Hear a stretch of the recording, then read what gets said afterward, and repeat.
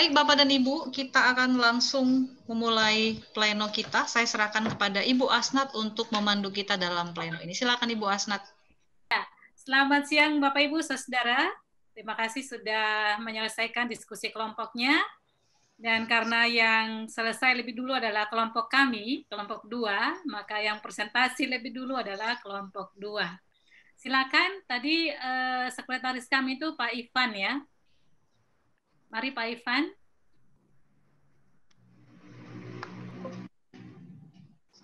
Apakah ada formatnya satu persatu begitu Bu Asnat? Ya, untuk tiap kelompok presentasinya 10 menit, lalu kemudian mendapatkan respon dari yang lain selama 15 menit. Jadi satu kelompok 25 menit. Jadi setiap kelompok langsung 5 poin tersebut ya Bu ya? Ya, langsung 5 poin. Atau gimana? 5 poin, ya sih supaya nggak ulang-ulang lagi nanti balik lagi kelompok 2 gitu. Jadi selesaikan aja satu kelompok, baru nanti kelompok berikutnya. Karena waktu kita terbatas. Oke. Di dalam kelompok kami mendiskusikan untuk pertanyaan ini dengan format masing-masing sekolah tinggi teologi memberikan masukannya, memberikan observasinya, memberikan pendapatnya masing-masing. Nah, mungkin saya secara singkat akan memberikan hasil diskusi kelompok kami.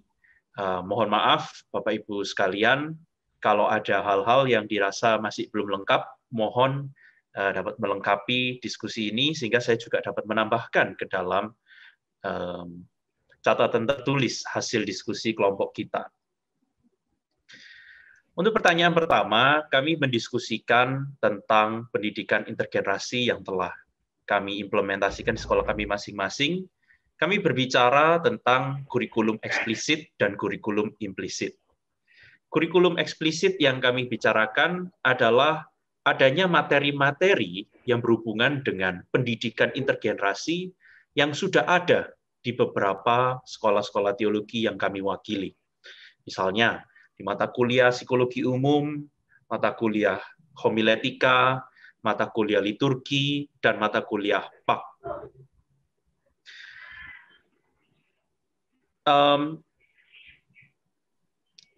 Dan hal ini juga kami integrasikan ke dalam tugas-tugas yang diberikan di dalam kelas-kelas tersebut, sehingga menjadi bagian dari pencapaian mata kuliah. Gitu. Selain kurikulum eksplisit, tentunya kami juga mendiskusikan kurikulum implisit yang ada di sekolah-sekolah kami sehubungan dengan pendidikan intergenerasi ini. Hal yang kami diskusikan beberapa kali adalah dalam isu perekrutan dosen misalnya. Dalam isu perekrutan dosen ini kami mengingat berusaha untuk agar dewan dosen di sekolah-sekolah kami diwakili oleh para generasi yang berbeda-beda. Lalu di dalam kurikulum implisit, kami juga melakukan berusaha mengimplementasikan pendidikan intergenerasi ini ke dalam kegiatan-kegiatan yang ada di dalam kampus kami. Kalau kami tadi berbicara kurikulum eksplisit, tentunya itu sehubungan dengan pengajaran di dalam Tridharma perguruan tinggi. Tetapi di aspek lain dari Tridharma perguruan tinggi, baik penelitian maupun pengabdian masyarakat, kami berusaha untuk bagaimana kegiatan-kegiatan yang dilakukan ini mewakili generasi yang berbeda-beda menjadi wadah bagi mereka dari generasi yang berbeda-beda. Sebagai contoh, misalnya penelitian dilakukan antar generasi, antara dosen dan mahasiswa-mahasiswi. Penelitian juga didorong para dosen untuk mengajak mahasiswa-mahasiswi ini meneliti bersama dan mempublikasikan karyanya ke dalam jurnal-jurnal ilmiah. Mungkin untuk pertanyaan pertama itu summary saya dari diskusi kita. Mungkin ada rekan-rekan lain dari kelompok 2 yang mau menambahkan? Mungkin diselesaikan aja dulu Pak, karena waktu kita mepet sekali. Iya, oke. Kalau gitu saya langsung masuk ke pertanyaan nomor 2. tantangan yang terjadi, tantangan yang terbesar mengembangkan pendidikan intergenerasi. Tantangan-tantangan yang kami dapati melalui diskusi kami adalah misalnya belum adanya mata kuliah yang secara khusus membahas pendidikan intergenerasi. Lalu dari rekan kami dari STT Intim juga menghadapi tantangan karena dalam hal perekrutan dosen, biasanya STT Intim merupakan dosen-dosen tersebut adalah utusan dari gereja-gereja. Sehingga di dalam hal perekrutan dosen tentunya tidak bisa memilih-milih mau dari generasi mana. Lalu selain itu kami mendapati adanya gap antar generasi, meskipun mereka sudah di dalam wadah dan tempat yang sama, tetap ada gap. Generasi senior merasa apa keinginan mereka harus diikuti. Misalnya metode bagaimana mereka menyampaikan mata kuliah, dan jenis-jenis mata kuliah apa saja yang perlu ditawarkan. Nah, ini acap kali menimbulkan konflik antar generasi, termasuk di antara dosen. Begitu.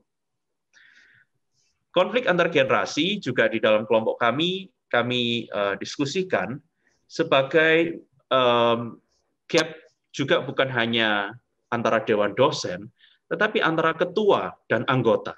Ketua apa? Misalnya ketua STT, ketua yayasan, dan anggotanya, anggota yayasan, para dosen-dosennya. Gitu.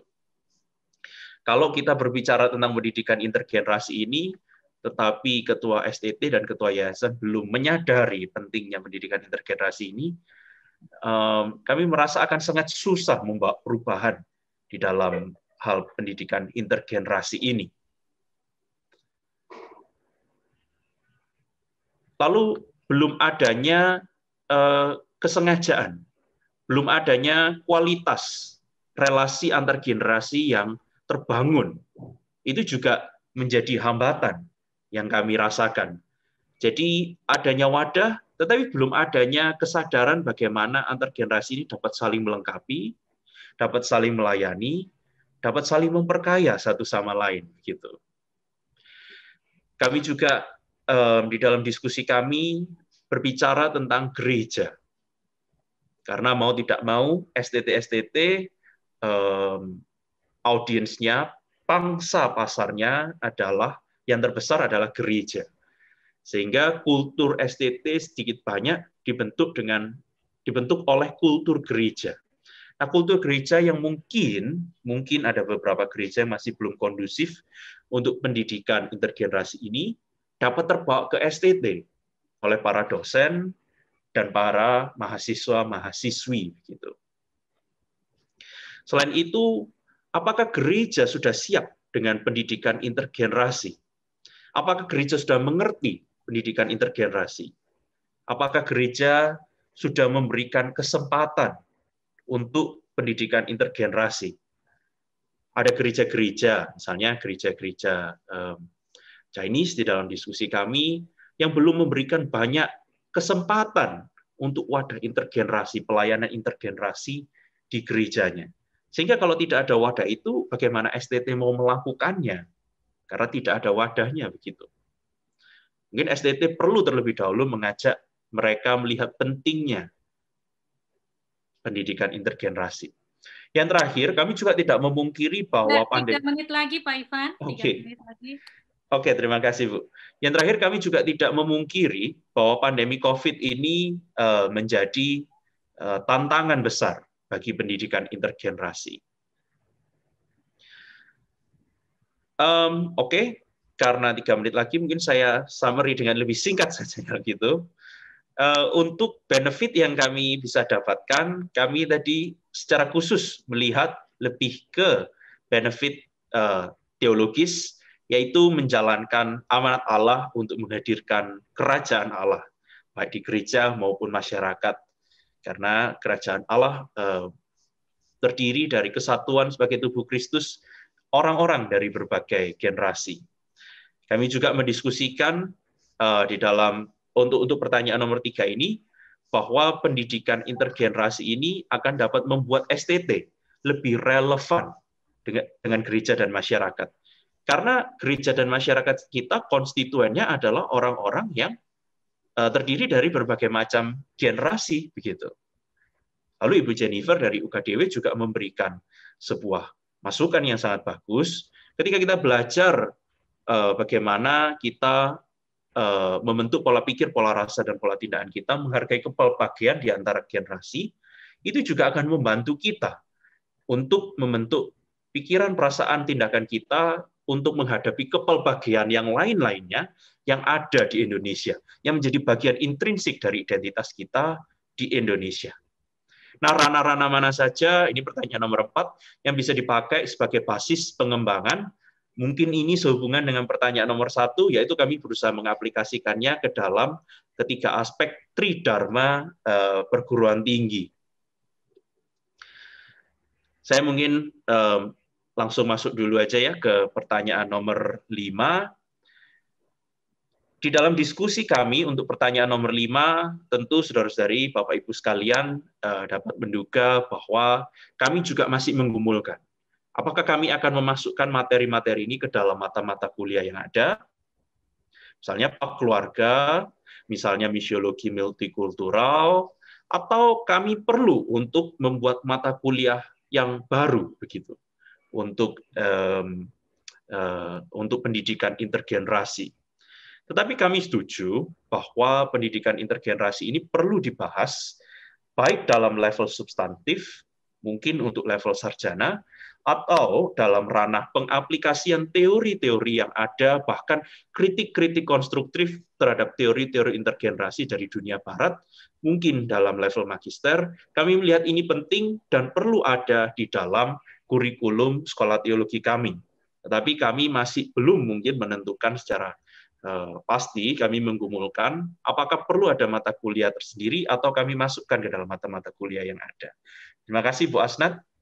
Ya, terima kasih Pak Ivan. Jadi 5 pertanyaan sudah dijawab. Jadi untuk yang pertanyaan yang pertama ada kurikulum eksplisit dan implisit, kemudian tantangannya itu bisa dari dosen, dari gereja, gap antar dosen, dan juga kesenjangan generasi dalam gereja. Kemudian benefitnya tadi ya untuk STT lebih relevan dalam masyarakat dan bagaimana menghargai kepelbagaian, dan juga masih mempertimbangkan apakah perlu mata kuliah khusus ataukah digabungkan atau dimasukkan dalam mata kuliah yang ada. Nah, sekarang ini saya buka pertanyaan. Kalau ada respon dari saudara-saudara yang lain untuk kelompok 2, silakan. Mari. Kalau tidak ada, diskusi kita segera selesai. Mari. Atau dari kelompok 2 ada yang mau menambahkan, mungkin ada terlewatkan, silakan. Udah mantap, Bu, Pak Ivan. Oh, udah mantap, Pak Ivan. Baik, dari teman-teman. Jelas, Bu. Silakan kalau ada. Sangat-sangat jelas. Oh, sangat-sangat jelas.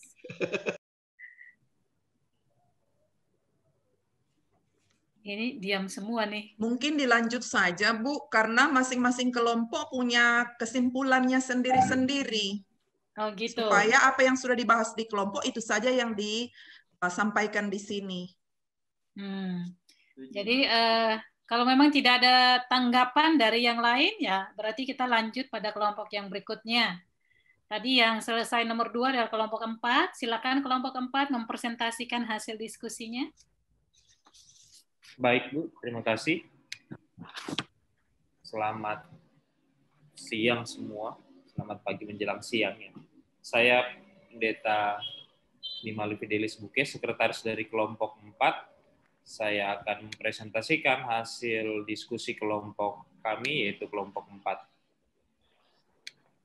Yang pertama, bagaimana implementasi pendidikan intergenerasi di sekolah masing-masing. Kami bagi menjadi 2 bagian. Yang bagian pertama adalah bagian akademis dan yang kedua adalah bagian spiritual. Nah, di dalam bagian akademis ini ada yang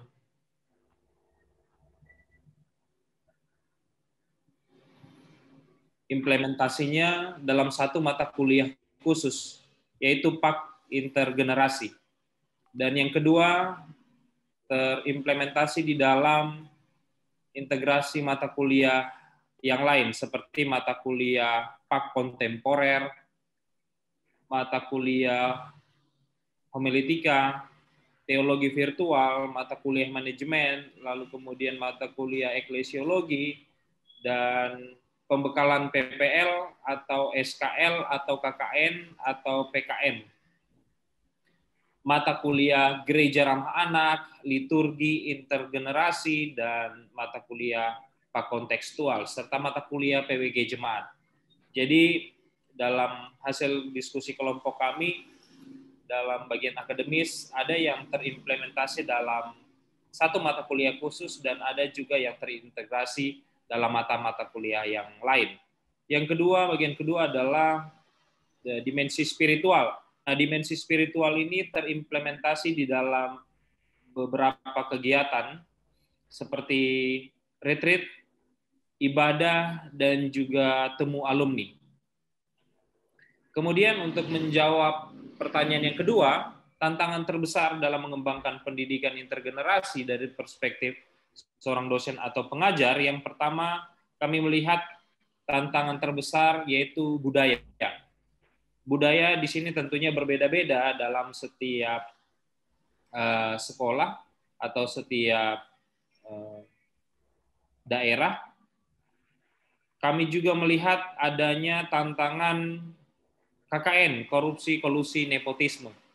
Kemudian sifat eksklusif, dominasi kelompok tertentu, adanya tantangan komunikasi intergenerasi.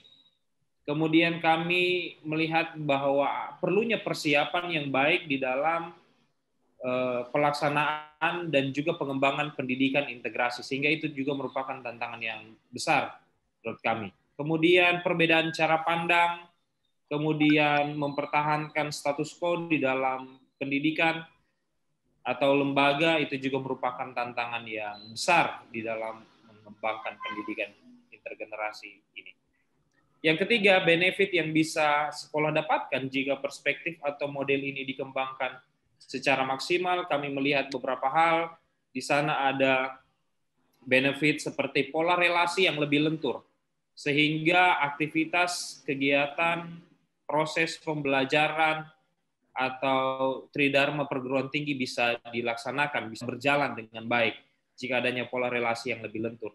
Lalu kemudian kaya untuk sharing informasi, sehingga kami juga melihat pengembangan sekolah-sekolah juga bisa semakin baik karena diperkaya adanya informasi-informasi dari intergenerasi.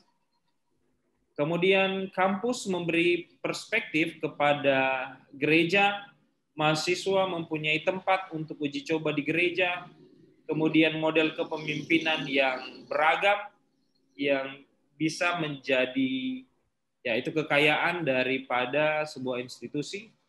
Kemudian komunitas juga bisa memperkaya pengetahuan, lalu kemudian ya kehidupan bergereja, dan juga dapat mengurangi atau meminimalisir berbagai tindakan kekerasan dalam pendidikan seperti yang kita sering hadapi akhir-akhir ini. Kemudian bisa saling belajar dan termotivasi.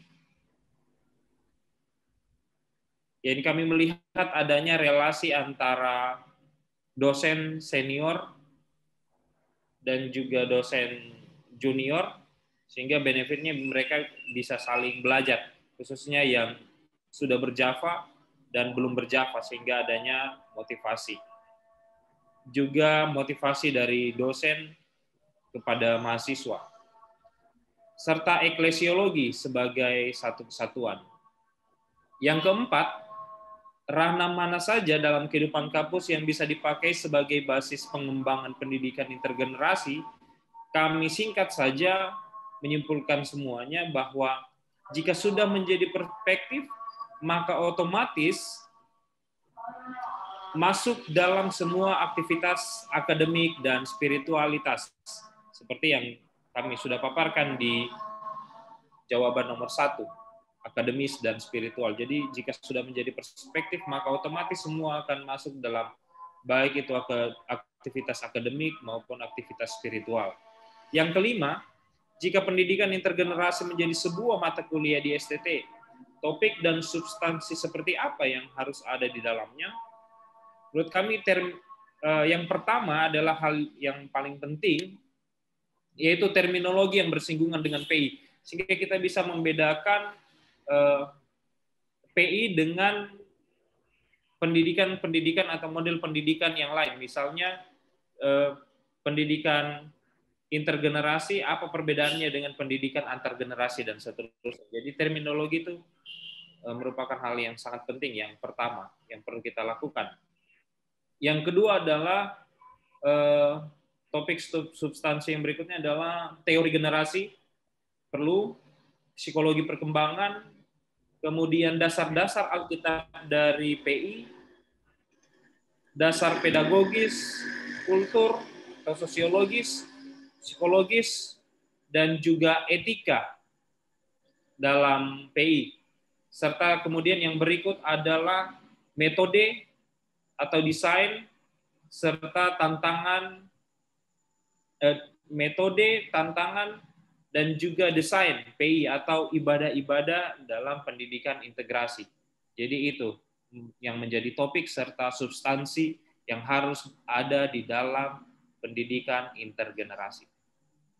Sekian dan terima kasih dari kelompok 4. Baik, terima kasih dari kelompok 4. Jadi kalau bisa saya sebutkan yang inti-intinya. Yang pertama itu lebih penekanannya pada dimensi akademik dan spiritual.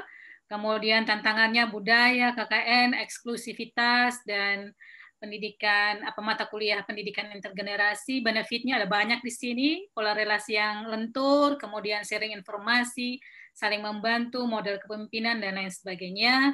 Kemudian kalau yang nomor 4 itu bisa masuk di semua aktivitas akademis dan spiritual, dan kelompok 4 juga memberikan beberapa topik untuk yang poin kelima, misalnya dari segi terminologinya, teori, perkembangan, teori generasi, dasar-dasar PI, psikologi, metode, tantangan, dan lain sebagainya. Nah, itu dari kelompok 4. Silakan kalau ada yang mau berkomentar atau bertanya kepada kelompok 4, silakan. Mungkin ada yang tidak jelas, bisa ditanyakan.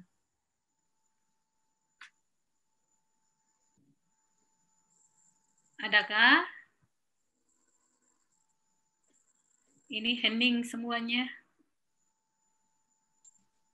Sudah jelas, Bu. Oh, sudah jelas semuanya ya. Baik, kalau tidak ada pertanyaan, kita maju di kelompok 1. Kelompok 1, silakan. Baik, Bu. Dari kelompok 1 ya.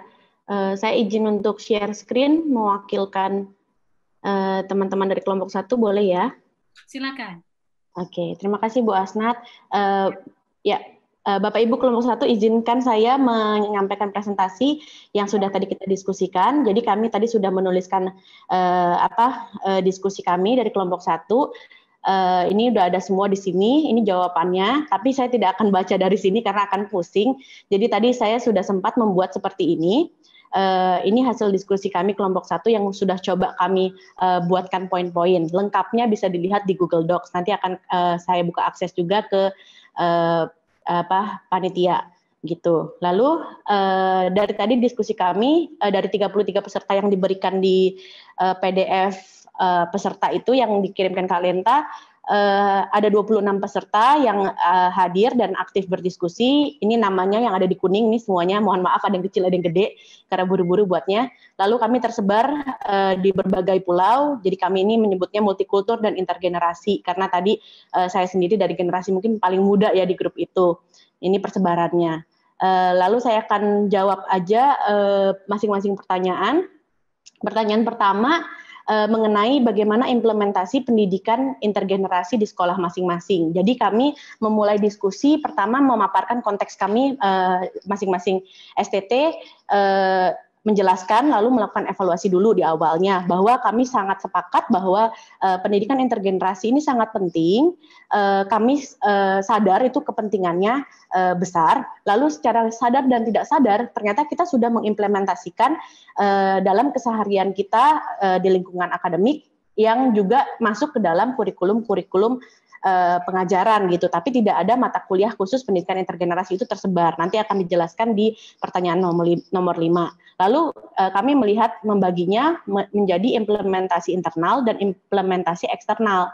Kalau yang internal kita lihat bahwa ternyata di setiap STT itu kehidupan akademiknya sudah mempertimbangkan antar generasi. Jadi ada bimbingan akademik dosen, lalu ada forum olahraga bersama, itu lintas generasi. Lalu sudah tersebar di berbagai mata kuliah, nanti akan dijelaskan di nomor 5. Lalu ada pusat studi kaum muda gitu, jadi udah ada wadahnya khusus gitu, ini STT Amanat Agung. Lalu ada juga mentoring dan tutor gitu, jadi ada juga yang namanya family group, bahwa mahasiswa bimbingan itu perwalian bukan cuma untuk satu generasi, tapi berbagai campuran antar angkatan dan bisa sharing secara pribadi gitu ya, cerita-cerita pribadi. Lalu mengadakan kegiatan kampus yang di luar kampus juga, yang mengundang keluarga-keluarga Kristen. Jadi ini ada kaitan juga dengan kerjasama dengan gereja. Ini ada kaitan juga dengan yang eksternal. Di eksternal kita sudah melakukan PKM, lalu bentuk kerjasama dengan gereja-gereja pendukung dan sekolah untuk membicarakan tentang pendidikan intergenerasi. Gitu. Ini pertanyaan yang pertama. Lalu yang kedua adalah apa tantangan terbesar ketika kita mau menerapkan pendidikan intergenerasi dari perspektif kami sebagai dosen ataupun pengajar gitu. Yang pertama yang paling besar adalah intergeneration gap. Jadi ada munculnya misunderstanding begitu. Jadi karena gapnya jauh, culture-nya juga berbeda, sehingga ada seringkali kesalahpahaman gitu. Lalu yang kedua yang cukup besar adalah faktor budaya, bahwa kita menyadari tadi meskipun persebaran ada yang Sumatera, Jawa, dan Ambon, dan yang lain-lain, tapi kita punya faktor budaya di mana yang tua itu kayak wajib untuk didengarkan, sedangkan yang muda itu harus mendengar gitu. Lalu yang ada lagi yang pendidikan yang menindas, kita harus sadar bahwa kalau pakai bahasanya Paulo Freire, selama ini gaya belajarnya kita tuh gaya banking. Dosen banyak ngomong, mahasiswa diem. Seakan-akan mahasiswa tuh nggak tahu apa-apa dan kertas kosong gitu. Sehingga yang sering kali terjadi adalah monolog dan bukan dialog gitu. Lalu yang selanjutnya adalah ageism. Ini mungkin belum pernah dibahas di kelompok-kelompok sebelumnya. Kita membahas bahwa ternyata ada terjadi diskriminasi berdasarkan age, ada presuposisi, ada prasangka bahwa kalau yang tua itu selalu old school lah, selalu gaptek lah, selalu nggak menarik, selalu satu arah. Itu stigma-stigma ini ada. Kalau yang muda itu pasti pinter lah, high tech gitu, gadgetable gitu ya, gadget geek gitu. Nah ini ada ageism, padahal itu tidak sepenuhnya benar, dan itu akan lead ke misunderstanding tiap generasi gitu, antar generasi. Terus juga terjadi adanya sukuisme. Lalu ditambah lagi konteks pandemi ini yang tadinya mungkin sudah berjalan, paradigma intergenerasi akhirnya jadi terhambat karena habituasi intergenerasinya karena COVID-19 ini gitu. Jadi bicara sedikit tentang nomor 2 ini, karena saya kan diminta jadi sekretaris juga di sini dan saya adalah yang paling muda. Jadi tadi saya sebenarnya nggak ngomong sama sekali dalam kelompok, jadi saya hanya membuat ini. Di akhir-akhir Ibu moderatornya memberikan saya kesempatan untuk ngomong gitu, tapi saya tidak sempat ngomong karena saya ngetik ini semua dari awal sampai akhir. Jadi menurut saya tadi diskusi kelompok, saya tidak melihat itu sebagai diskusi kelompok. Bagi saya melihat itu adalah eksperimen sosial, bahwa pendidikan intergenerasi dan apa yang tantangan terbesar ini terjadi di kelompok saya gitu. Jadi tapi ini saya nggak hard feeling ya, tapi pas di akhirnya saya mempresentasikan ini, barulah saya dianggap sebagai, oh ya ada Fania nih gitu. Kalau mungkin di kelompok 1 dengar ya tadi Bu Nancy kayak, Fania nih dari tadi nyatet doang, mau ngomong nggak? Begitu saya mau langsung ada yang lain, saya mau nambahkan, sampai detik akhir, sampai udah countdown 1 menit, itu saya tetap nggak punya kesempatan ngomong gitu. Jadi mohon maaf, ini saya akhirnya pakai semuanya untuk saya jelaskan gitu, dengan menyelipkan apa pandangan pribadi saya gitu ya. Karena benar-benar saya merasakan, pendidikan intergenerasi penting banget, dan saya merasakan langsung dalam eksperimen sosial di kelompok ini gitu ya. Terima kasih Kalenta yang sudah memilih saya jadi notulis gitu. Jadi setidaknya saya bisa menyuarakan apa yang saya pikirkan gitu, tidak hanya mempresentasikan konklusi kelompok begitu. Lalu pertanyaan curhat nih. Iya, curhat Bu, tadi kan 2 jam nih, 2 jam saya nggak dapat waktu ngomong. Ini 10 menit ambil sendiri ya, gitu.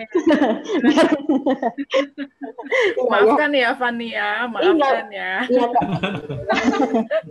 nggak apa-apa Bu, tadi udah cukup Bu apresiasinya di akhir.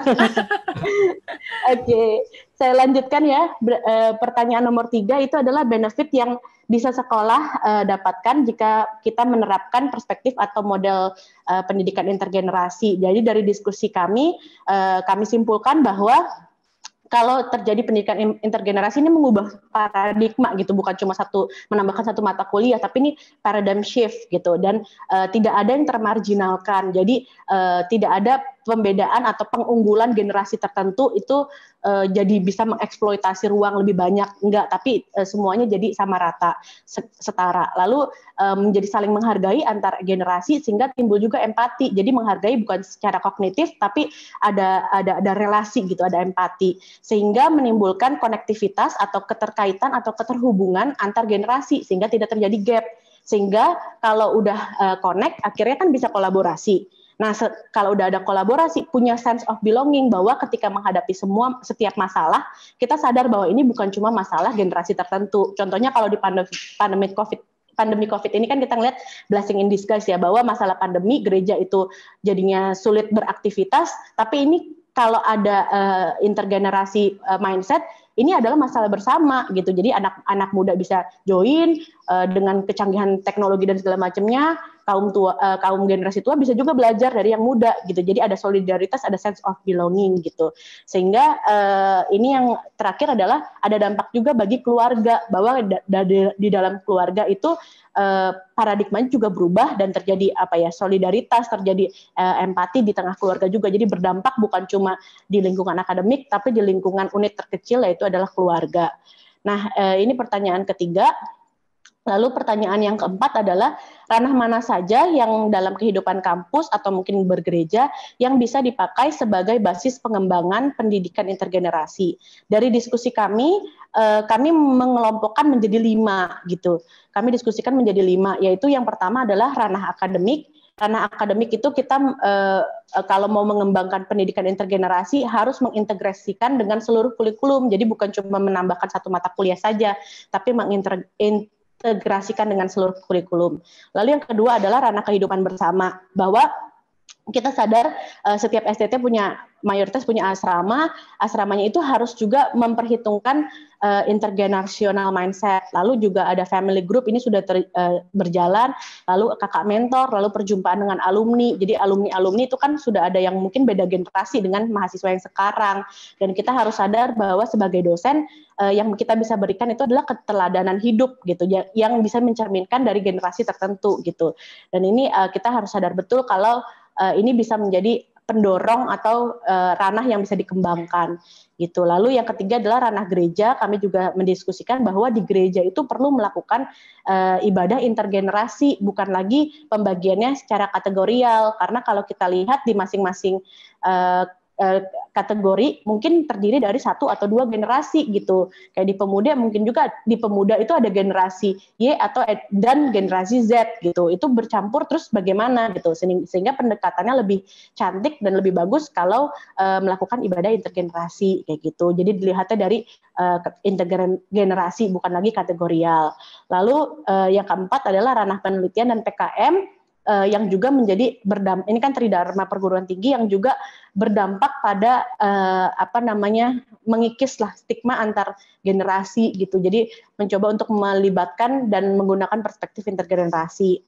Lalu yang kelima adalah ranah organisasi kampus dan gereja agar tidak didominasi oleh generasi tertentu saja. Jadi kami tadi mengusulkan perlu juga mengembangkan intergenerational leadership, bahwa terjadi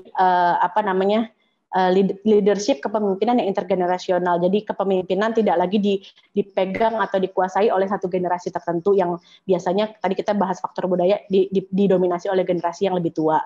Tapi lebih leadership intergenerasional.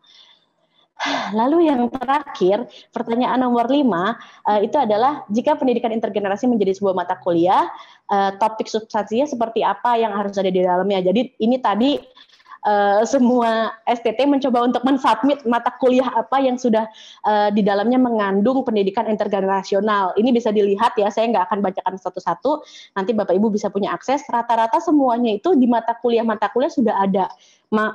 Banyak porsiannya atau sedikit porsiannya, tapi semuanya itu sudah ada gitu, sudah terserap gitu. Tapi di kita semua belum ada yang namanya mata kuliah pendidikan intergenerasi.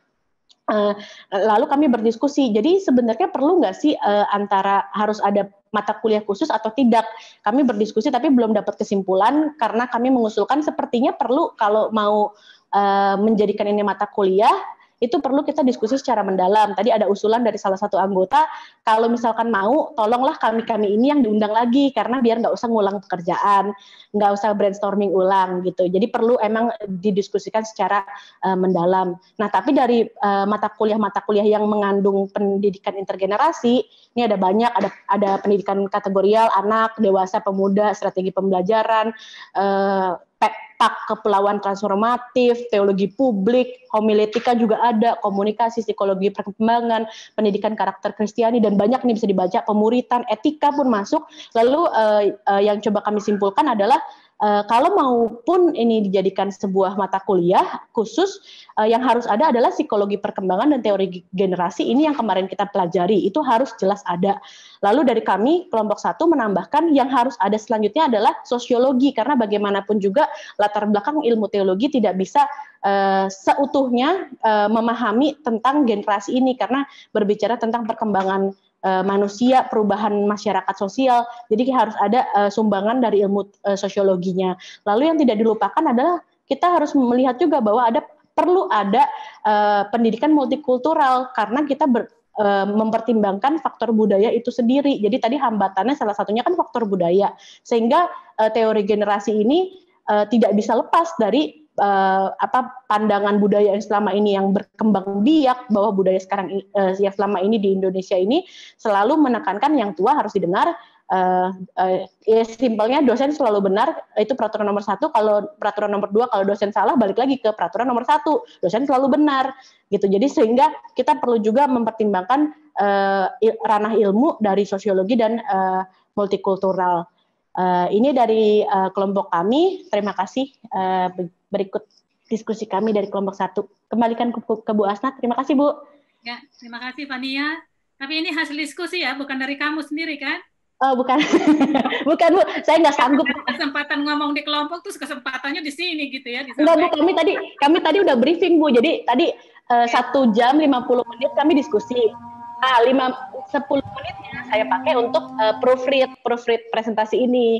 Gitu. Sekaligus evaluasi menambahkan. Seru sih, Bu, dinamikanya. Ya. Saya sebagai kaum muda merasa seru.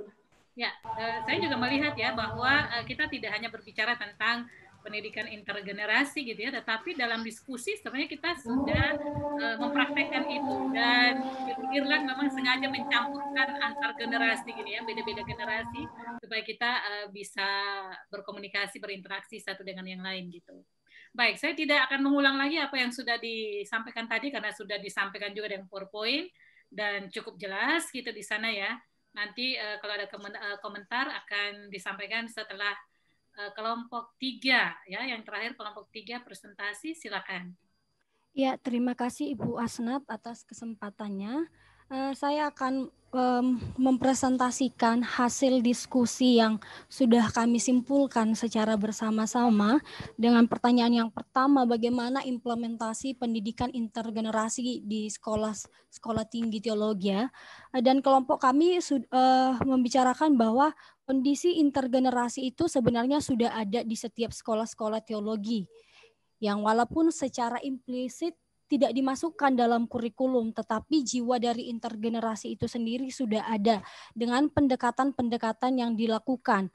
Ada beberapa pendekatan-pendekatan dalam pengimplementasian di sekolah-sekolah kami masing-masing, yaitu pembelajaran di dalam kelas, ya, kemudian kebebasan mimbar akademik bagi setiap generasi-generasi, kemudian penelitian-penelitian, pelayanan-pelayanan, dan juga karena kebanyakan adalah sekolah-sekolah teologi yang memiliki asrama, jadi kehidupan berasrama menjadi salah satu implementasi dalam pendidikan intergenerasi. Ya, secara singkat saja.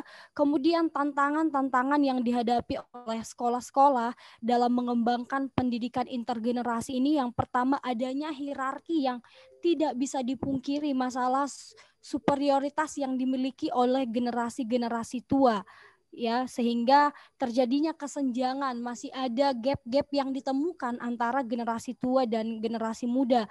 Lalu kemudian ketidaksiapan dari dosen-dosen untuk membuka diri dan menerima masukan dari generasi-generasi muda, sehingga juga itu menimbulkan tantangan bagi setiap sekolah-sekolah. Dan tantangan selanjutnya adalah ketika pendidikan intergenerasi itu dilakukan, ternyata adanya terjadi kebablasan, ya. Jadi dosen yang tidak siap membuka diri dan juga mahasiswa-mahasiswa yang kebablasan, yang justru kurang menghargai senior, karena jatuhnya intergenerasi ini malah membuat mahasiswa menganggap dosen itu hanya sebagai teman. Kemudian juga tantangan selanjutnya adalah tantangan mengenai budaya, karena berbagai macam keberagaman kultural yang dimiliki oleh sekolah-sekolah teologi mengakibatkan tantangan mengenai intergenerasi itu terjadi. Dan juga di kelompok kami ternyata kemampuan teknologi itu juga menjadi sebuah tantangan dalam mengembangkan pendidikan intergenerasi. Seperti kelompok kami sudah mengetahui bahwa generasi-generasi baby boomer akan kesulitan untuk menerima ataupun menyelesaikan diri dengan regulasi-regulasi yang terjadi pada saat ini, sekalipun banyak baby boomer yang mungkin sudah diajarkan mengenai teknologi tapi masih mengalami kesulitan untuk merealisasikannya dalam pembelajaran di sekolah tinggi teologi. Kemudian yang ketiga mengenai apa sih benefit yang nantinya sekolah akan dapatkan jika pendidikan intergenerasi itu diterapkan secara maksimal di sekolah teologi. Yang pertama itu mengenai soal mentoring. Mentoring yang diharapkan ataupun yang dianggap sebagai keuntungan di sini adalah para mahasiswa ataupun generasi-generasi muda itu mendapatkan keteladanan dari dosen-dosen ataupun senior-seniornya. Dan juga sebaliknya, generasi tua juga akan mendapatkan ilmu yang baru atau bisa belajar informasi-informasi ataupun kosakata-kosakata baru dari generasi-generasi muda. Dan juga sebagai sebuah sinergi yang membuat interaksi antara generasi tua dan generasi muda itu dengan lebih baik lagi. Kemudian benefit yang didapatkan dari pendidikan intergenerasi ini menjadi sebuah bentuk promosi kampus ataupun promosi sekolah-sekolah tinggi teologi. Karena kenapa seperti itu? Kelompok kami menganggap bahwa keefektifan dan keefisienan promosi kampus itu akan jauh lebih gampang dilakukan ketika memakai intergenerasi, baik itu mahasiswa ataupun alumni-alumni dari sekolah-sekolah tinggi teologi tersebut, sehingga akan lebih mempercepat jangkauan dari sekolah tinggi teologi. Kemudian selain promosi kampus, benefit yang didapatkan selanjutnya adalah kemudahan bagi generasi-generasi muda ataupun kepemimpinan leadership. Jikalau pendidikan intergenerasi ini dilakukan, dosen-dosen muda akan lebih gampang mendapatkan akses untuk melakukan studi lanjut, bahkan untuk melakukan pengurusan kepangkatan akademik. Karena kenapa? Mendapatkan support dari generasi tua, dan juga ini akan membantu sekolah untuk mendapatkan nilai akreditasi yang lebih baik, ya. Dari pendapat kelompok kami tadi disampaikan seperti itu. Kemudian juga selain benefit tadi, yang keempat, ranah-ranah yang bisa digunakan untuk melakukan pendidikan intergenerasi ini, kelompok kami menyimpulkan hampir sama mungkin dalam pengimplementasiannya, yaitu ranah yang bisa dipakai bisa ranah formal, yaitu seperti pembelajaran yang berlangsung setiap harinya di kelas dengan model-model pembelajaran yang sudah mengandung intergenerasi sebenarnya. Kemudian ranah informal yaitu seperti ekstrakurikuler ya. Kemudian yang non formal seperti kepada pengabdian kepada masyarakat ataupun jangkauan ke gereja-gereja yang ada. Ya, itu saja yang untuk ranah pendidikan intergenerasi. Lalu kemudian bagaimana jikalau pendidikan intergenerasi itu dijadikan menjadi sebuah mata kuliah di Sekolah Tinggi Teologi di Sekolah Tinggi Teologi ya. Dari kelompok kami tadi setelah melakukan diskusi memang masih memiliki beberapa pandangan ya. Ada pandangan yang menganggap bahwa pendidikan intergenerasi itu perlu dijadikan sebagai mata kuliah khusus, tetapi juga ada yang menganggap tidak perlu dilakukan mata kuliah khusus, ya, tapi memunculkan ataupun memasukkan dan mengembangkan pendidikan intergenerasi ini di dalam mata kuliah yang sudah ada seperti homiletika intergenerasi, liturgi intergenerasi, kemudian pendidikan masyarakat majemuk, lalu kemudian penambahan suplemen materi intergenerasi dalam materi Pak Anak, Pak Remaja Pemuda, Pak Dewasa hingga Pak Lansia. Ya, jadi kalau berbicara soal mengenai apakah perlu pendidikan intergenerasi ini dijadikan sebagai mata kuliah khusus, kelompok kami menyimpulkan masih perlu dipertimbangkan dengan berbagai macam anggapan-anggapan yang tadi. Mungkin itu saja yang bisa saya sampaikan. Saya kembalikan ke Bu Asna. Terima kasih. Ya, terima kasih untuk kelompok 3 untuk presentasinya. Cukup jelas apa yang sudah disampaikan tadi. Jadi yang terakhir misalnya masih dipertimbangkan apakah perlu mata kuliah khusus ataukah dimasukkan saja dalam beberapa mata kuliah yang sudah ada ya. Dan untuk yang lain hampir sama dengan apa yang sudah disampaikan oleh kelompok 1, 2, dan 4 tadi. Baik, 4 kelompok sudah mempresentasikan hasil diskusinya. Nah, dari keempat itu mungkin ada yang mau memberikan komentar atau pertanyaan, silakan. Mari.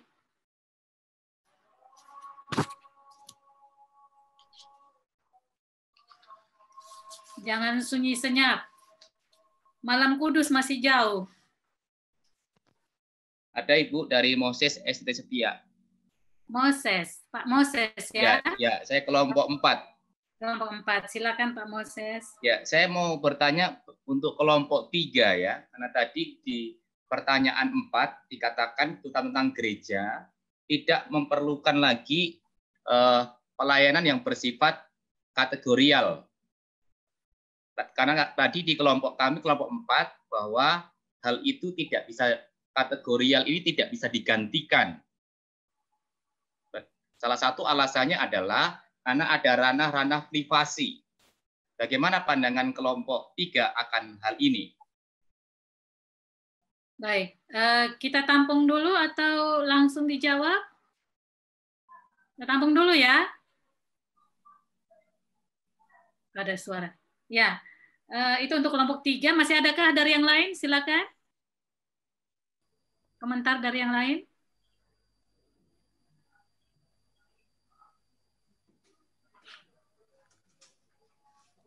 Kalau belum ada, silakan kelompok 3 menjawab dulu pertanyaan yang sudah disampaikan oleh Pak Moses tadi.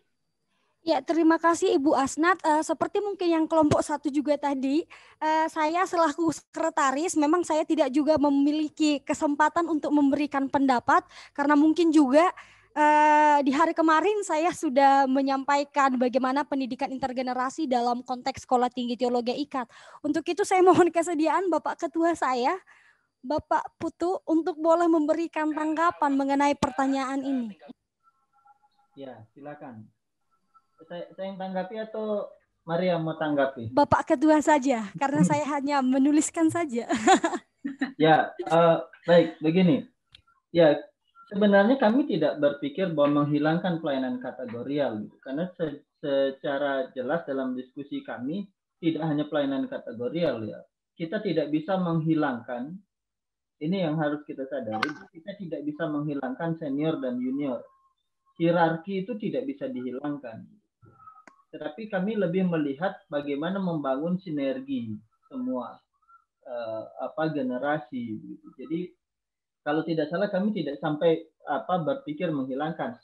Yang mungkin ketika dimaksudkan tadi dalam pelayanan mata kuliah kita berpikir bahwa tidak semua antara mata kuliah baru atau tidak yang kemudian berkaitan nanti dengan pelayanan di gereja begitu.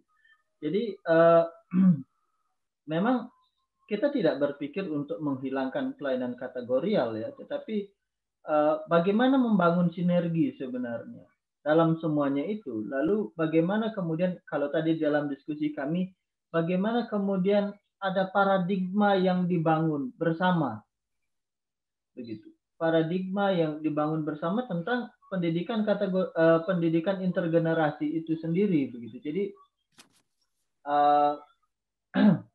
jadi itu tidak menjadi sesuatu yang berjalan begitu saja secara sendiri, tetapi memang ini menjadi satu paradigma yang semua generasi membangun paradigma yang sama, sehingga akhirnya kemudian ada saling menghargai, ada saling menerima, menghormati, dan kita saling membangun bersama begitu.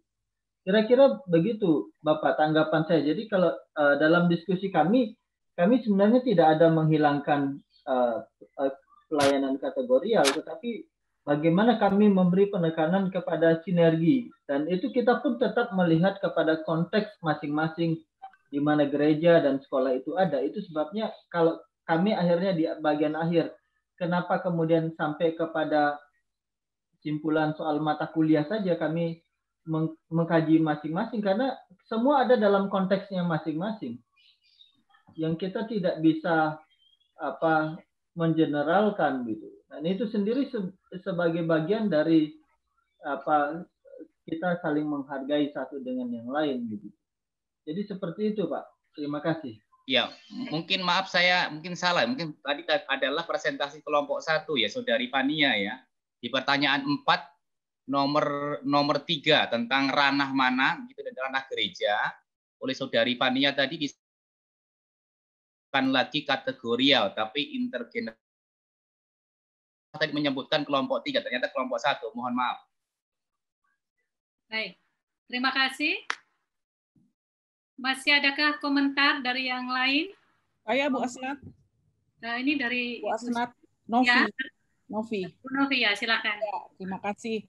Saya hanya mau berbagi saja dari percakapan dalam kelompok kami di kelompok 4. Jadi dalam diskusi kami memang ada yang sudah menjadikan sebagai mata kuliah khusus untuk pendidikan intergenerasi, tapi banyak juga yang belum, ya. Walaupun kemudian dalam diskusi tersebut bukan sebagai mata kuliah khusus, tapi terintegrasi dalam berbagai mata kuliah, termasuk juga kegiatan-kegiatan di kampus.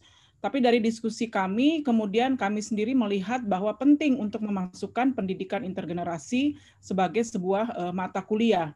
Karena melalui pendidikan intergenerasi ini ada banyak hal yang bisa dilihat, gitu ya.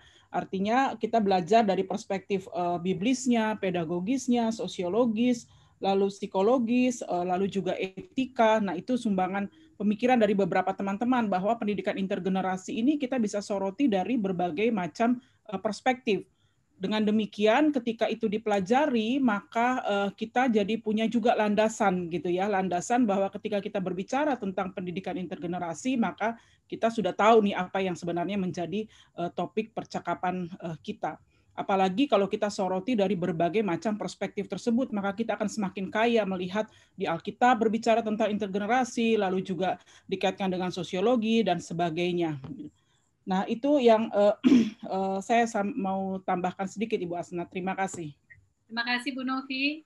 Bu Asnat boleh menjawab tadi pertanyaan yang ditujukan kepada kelompok 1? Boleh, silakan. Oh iya, jadi tadi kami sempat berdiskusi di dalam kelompok mengenai ranah mana yang harus dikembangkan, salah satunya ranah gereja melakukan ibadah intergenerasi. Suaranya tidak kedengaran. Halo Pak, masih tidak kedengaran Pak? Kedengaran, kalau saya Jelas suaranya Fania. Oh ya, oke, terima kasih. Gangguan sinyal di Makassar. Ya, silakan Fania lanjut. Iya, oke. Jadi tadi kami ketika mendiskusikan tentang pendidikan intergenerasional, kami sedikit membahas juga dari salah satu anggota kami juga ada yang menjelaskan atau mengklarifikasi tentang intergenerasional gitu.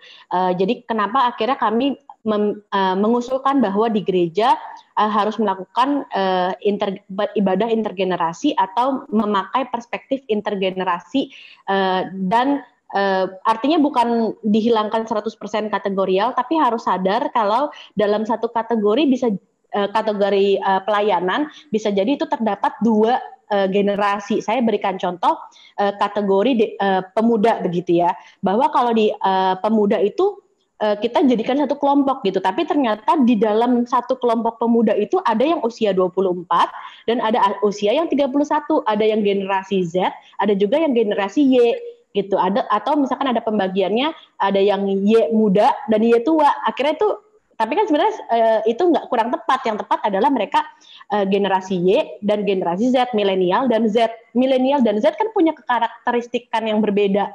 Tapi kalau misalkan mereka dijadikan satu tanpa mempertimbangkan keunikan si generasi, itu seringnya terjadi clash gitu. Kalau yang saya rasakan waktu itu di Komisi Pemuda Gereja saya, kayak berasa kok kayak yang udah menikah dan punya anak kok beda ya dengan kita, padahal umurnya sih nggak beda jauh gitu, cuma 1, 2, 3 tahun kakak pembimbingnya, tapi kok kayak beda, gapnya jauh banget ya. Ternyata itu adalah gap generation, gap generation gitu. Itu bukan jadi melihatnya tidak lagi melulu kategorial, karena di dalam kategorial itu bisa jadi ada 2 atau bisa jadi 3 generasi. Kalau generasinya adalah dewasa, itu kan dewasa dari usia berapa, 35 sampai tua, bisa jadi sedikit ke boomers udah ada di sana. Contohnya kayak saya ini sebenarnya saya tuh di tengah-tengah persis antara generasi Y sama generasi Z.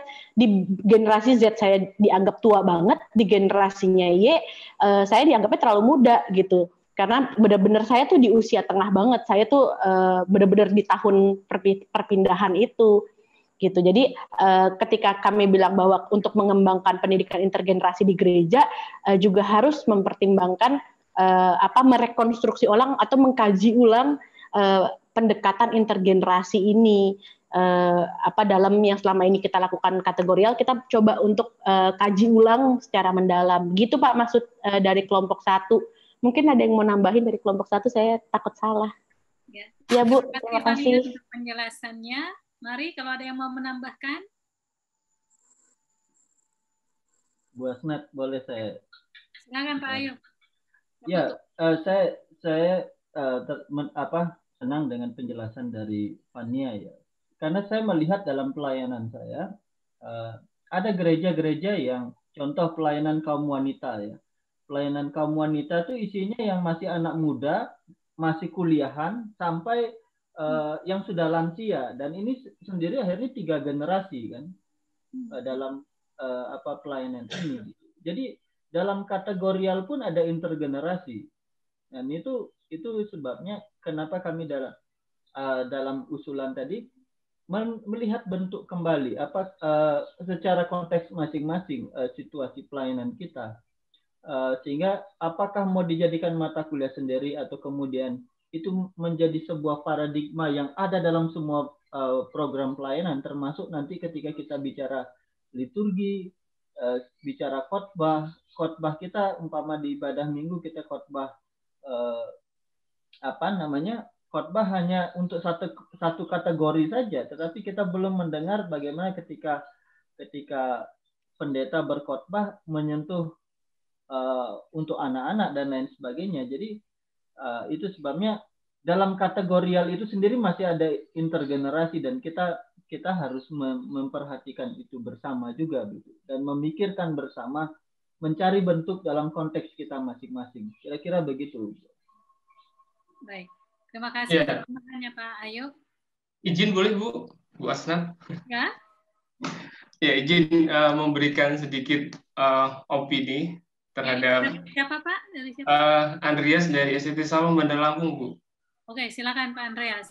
Ya, menurut saya pandangan tentang kategorial atau pelayanan kategorial itu tetap bisa dijalankan dengan suplemennya terhadap pandangan intergenerasi. Jadi kenapa? Karena nyuplik dari mengutip perkataan dari Fania tadi, penjelasan Fania yang mengatakan bahwa seringkali nih dalam satu umur saja kalau sudah menikah itu berarti sudah beda nih pola pikirnya. Sebenarnya kalau itu benar loh. Dan sebenarnya kalau kita melihat dalam pelayanan di gereja itu kita melihat tentang kebutuhan. Kategorial itu biasanya berhubungan dengan kebutuhan. Seringkali juga umur itu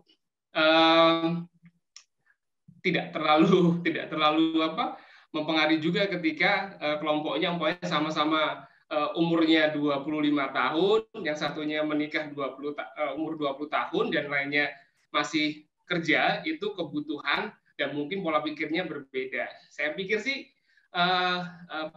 pandangan intergenerasi ini bisa bahasanya dikawinkan dengan pelayanan kategorial. Intinya bahwa kategorial itu bicara tentang kebutuhan spesifik terhadap kelompok tertentu, yang intergenerasi ini berpikir tentang bagaimana waktu dan budaya itu membentuk pola pikir mereka.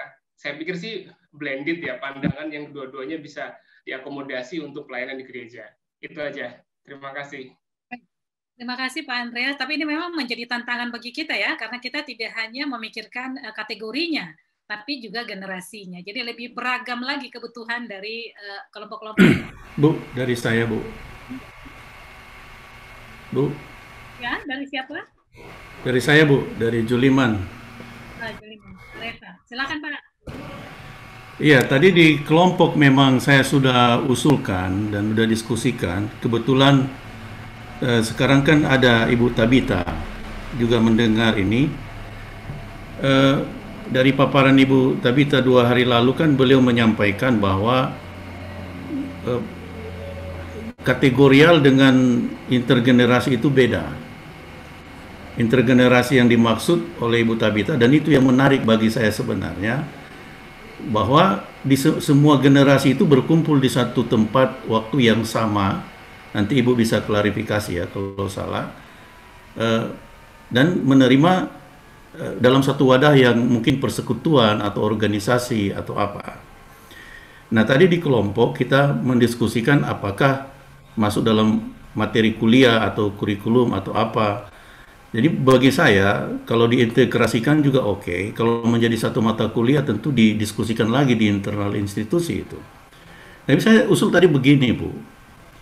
Supaya di institusi sekolah itu perlu membuat sebuah wadah, apakah tiap bulan, triwulan, atau per semester, yang mengundang ini semua antar generasi ini dalam bentuk keluarga, orang tua, bapak, anak, pemuda, remaja, mengundang untuk mengadakan sebuah misalnya seminar atau workshop atau pelatihan yang mengundang keluarga-keluarga yang di dalamnya ada intergenerasi ini, sehingga institusi baik kampus ataupun bahkan gereja bisa melaksanakan intergenerasi, pendidikan intergenerasi itu. Saya nggak tahu ya apakah itu yang dimaksud oleh Ibu Tabita 2 hari yang lalu, bahwa intergenerasi adalah generasi-generasi yang berkumpul, yang berbeda umur itu jadi satu, atau seperti apa. Tapi yang saya usulkan begitu, baik itu gereja maupun sekolah perlu membuat sebuah wadah yang mengumpulkan keluarga-keluarga yang di dalamnya ada intergenerasi ini, sehingga misalnya satu topik dapat diterima oleh berbagai generasi yang berbeda di situ. Terima kasih, Bu. Baik, terima kasih Pak Juliman untuk komentarnya. Jadi, menurut saya sih kalau mau dipraktekkan pas nih bulan Oktober, bulan keluarga bisa dipraktekkan gitu ya. Iya, betul.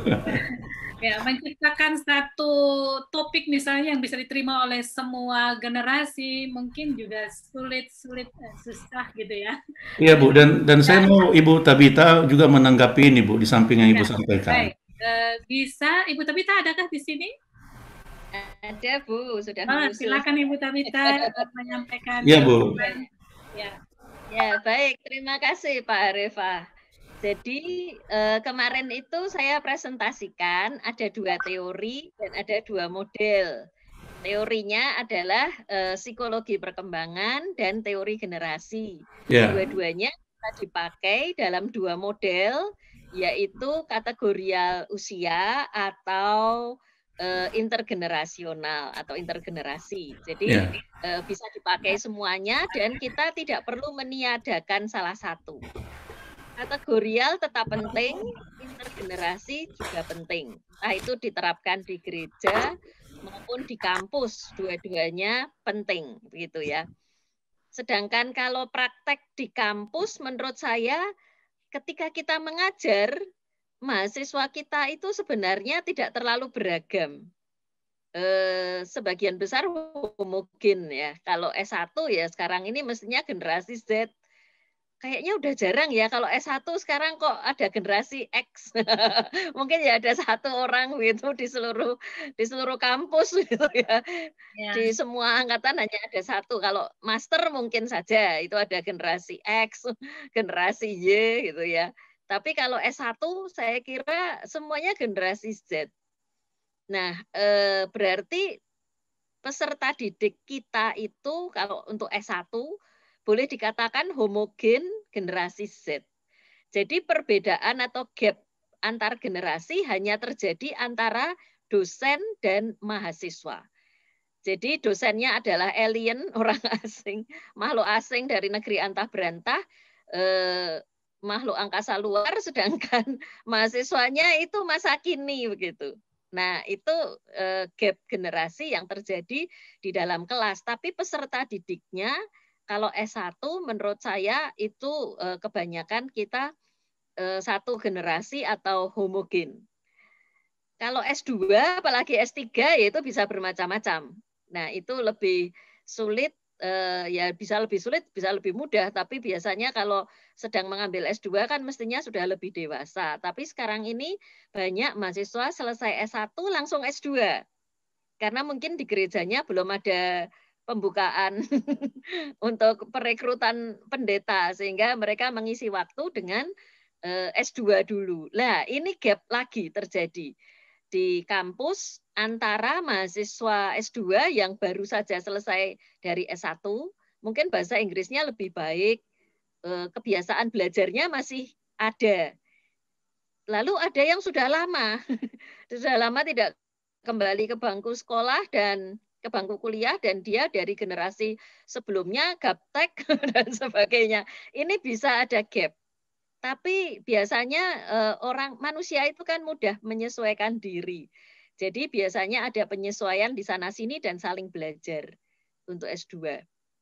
Tapi memang betul S2 kalau yang belum punya pengalaman pelayanan, biasanya kalau dipersilahkan cerita refleksi terhadap pengalaman, bingung karena tidak punya pengalaman begitu ya. Tapi dalam pengalaman saya mengajar dan membuka mata kuliah pendidikan Kristiani untuk generasi Z, untuk level S2, itu pesertanya banyak, sampai belasan orang, biasanya tidak sampai belasan ya. Kalau mata kuliah mungkin karena kami terlalu banyak mata kuliah di UKDW, jadi mahasiswa bisa milih yang manapun juga, sehingga setiap kelas itu tidak banyak. Tapi ini bisa belasan dan semangat sekali. Mengapa? Karena hampir semua atau sebagian besar dari mahasiswa di kelas saya itu adalah generasi Z sendiri. Nah, ini saatnya mereka ngomong, ini saatnya mereka membicarakan tentang diri sendiri. Mungkin belum selesai juga dengan dirinya. Jadi mereka senang sekali dengan mata kuliah ini yang tidak mensyaratkan pengalaman pelayanan. Refleksinya bukan refleksi terhadap pelayanan pengalaman, tapi refleksi terhadap pengalaman diri sendiri. Jadi itu menunjukkan ada apa ya? Ya ada wadah gitulah untuk yang baru selesai S1 dan belum punya pengalaman pelayanan. Jadi ini salah satu cara intergenerasi dalam arti mahasiswa yang belum pengalaman pelayanan pun juga mendapatkan tempat. Ada mata kuliah yang bisa mewadahi sehingga mereka bisa melihat diri mereka sendiri. Jadi refleksi teologisnya bukan atas pengalaman pelayanan, tapi atas pengalaman pribadi mereka sendiri. Ini menunjukkan ya kurikulum intergenerasi. Jadi tidak hanya untuk mereka yang sudah punya pengalaman pelayanan. Tapi ya memang apa ya, dosen dengan mahasiswa itu ada gap generasi, ada juga yang tidak. Seperti Fania mungkin enggak banyak gap generasinya dengan mahasiswa S1. Masih deket-deket gitu ya. Kalau saya kan sudah terlalu jauh.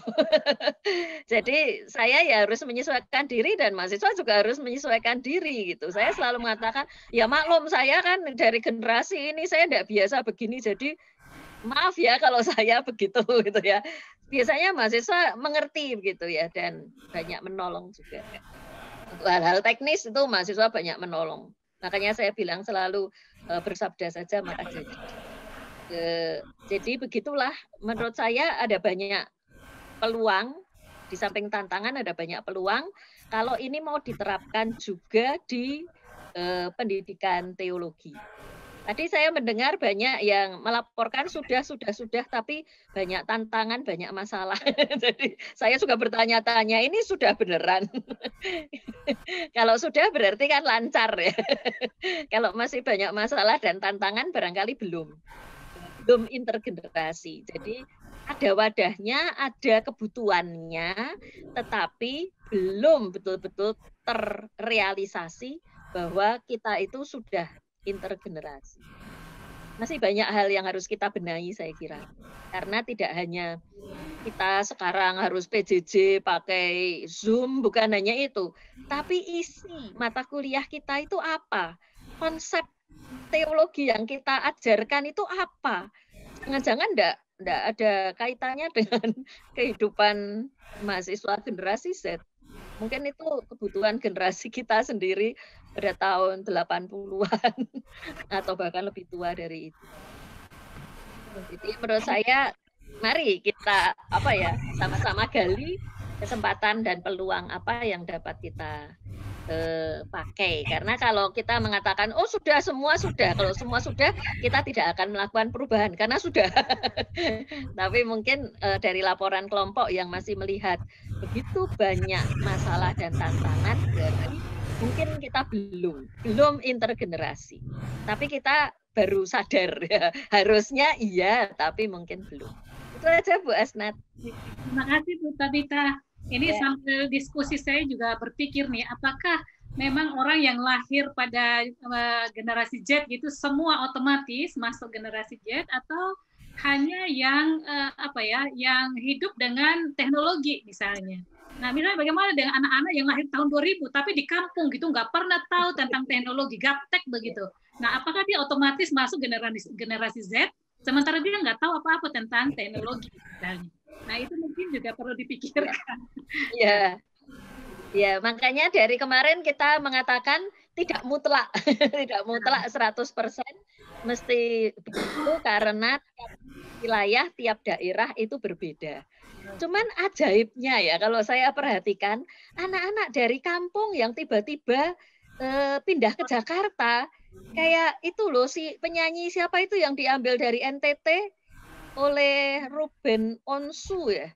Oh, ya. Siapa Beto? Siapa namanya? Bertrand Peto ya. Itu kan dari kampung.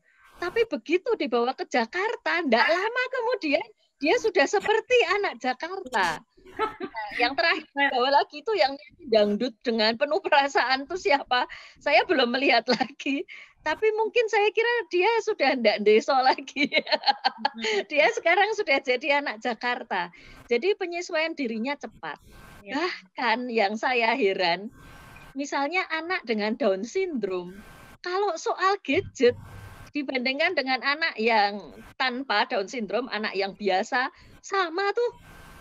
Jadi kemampuannya itu sama, kesukaannya sama, yang ditonton sama. Makanya berebut dengan saudaranya yang bukan penyandang Down syndrome. Jadi rupanya generasi Z dan Alpha ya, yang sekarang masih anak-anak kan Alpha. Itu luar biasa ya menurut saya.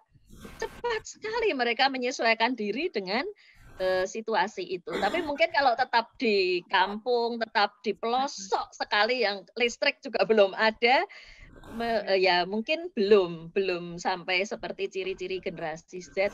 Tapi bawa saja mereka ke kota. Tidak sampai 3 bulan mereka sudah fasih. Baik, Bu Tabita, terima kasih untuk masukannya. Nah, ini jamnya sudah menunjukkan 11.56 waktu Indonesia bagian Barat. Saya kembalikan ke Ibu Dirlat, Bu Enta. Terima kasih untuk Bapak Ibu Saudara untuk diskusi kita di kelompok maupun juga dalam presentasi di pleno ini. Dan Bu Enta akan menyampaikan kesimpulan. Silakan Bu Enta. Iya. Bapak dan Ibu, terima kasih untuk semua hasil diskusi. Sebenarnya saya mencoba menggabungkan keempat hasil diskusi kelompok, namun saya belum berhasil mengumpulkan semuanya karena masih ada kelompok yang belum mengirimkan. Namun mungkin saya mencoba share saja dari kelompok 4 yang mewakili. Nanti semuanya akan saya gabungkan dan saya akan share di grup. Jadi Bapak Ibu bisa mengecek kembali sebelum kita mengirimkan ini kepada kepala sekolah anggota. Terima kasih juga untuk Ibu Tabita yang sudah memberikan masukan. Saya akan share hasil kelompok 4 sepertinya yang sudah menjadi simpulan ya.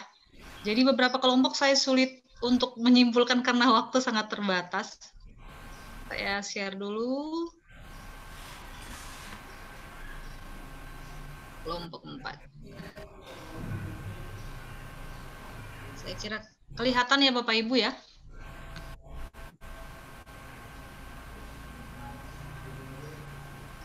Semoga terlihat.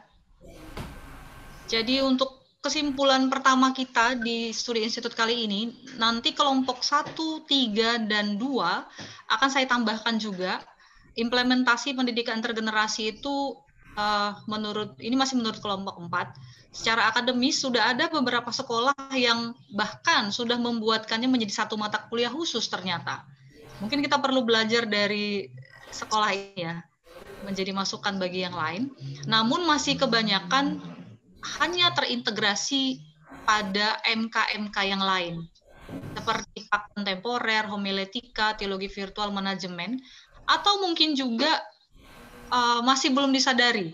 Tadi Bu Tabita mengatakan melihat tantangan yang besar sepertinya belum ini begitu ya.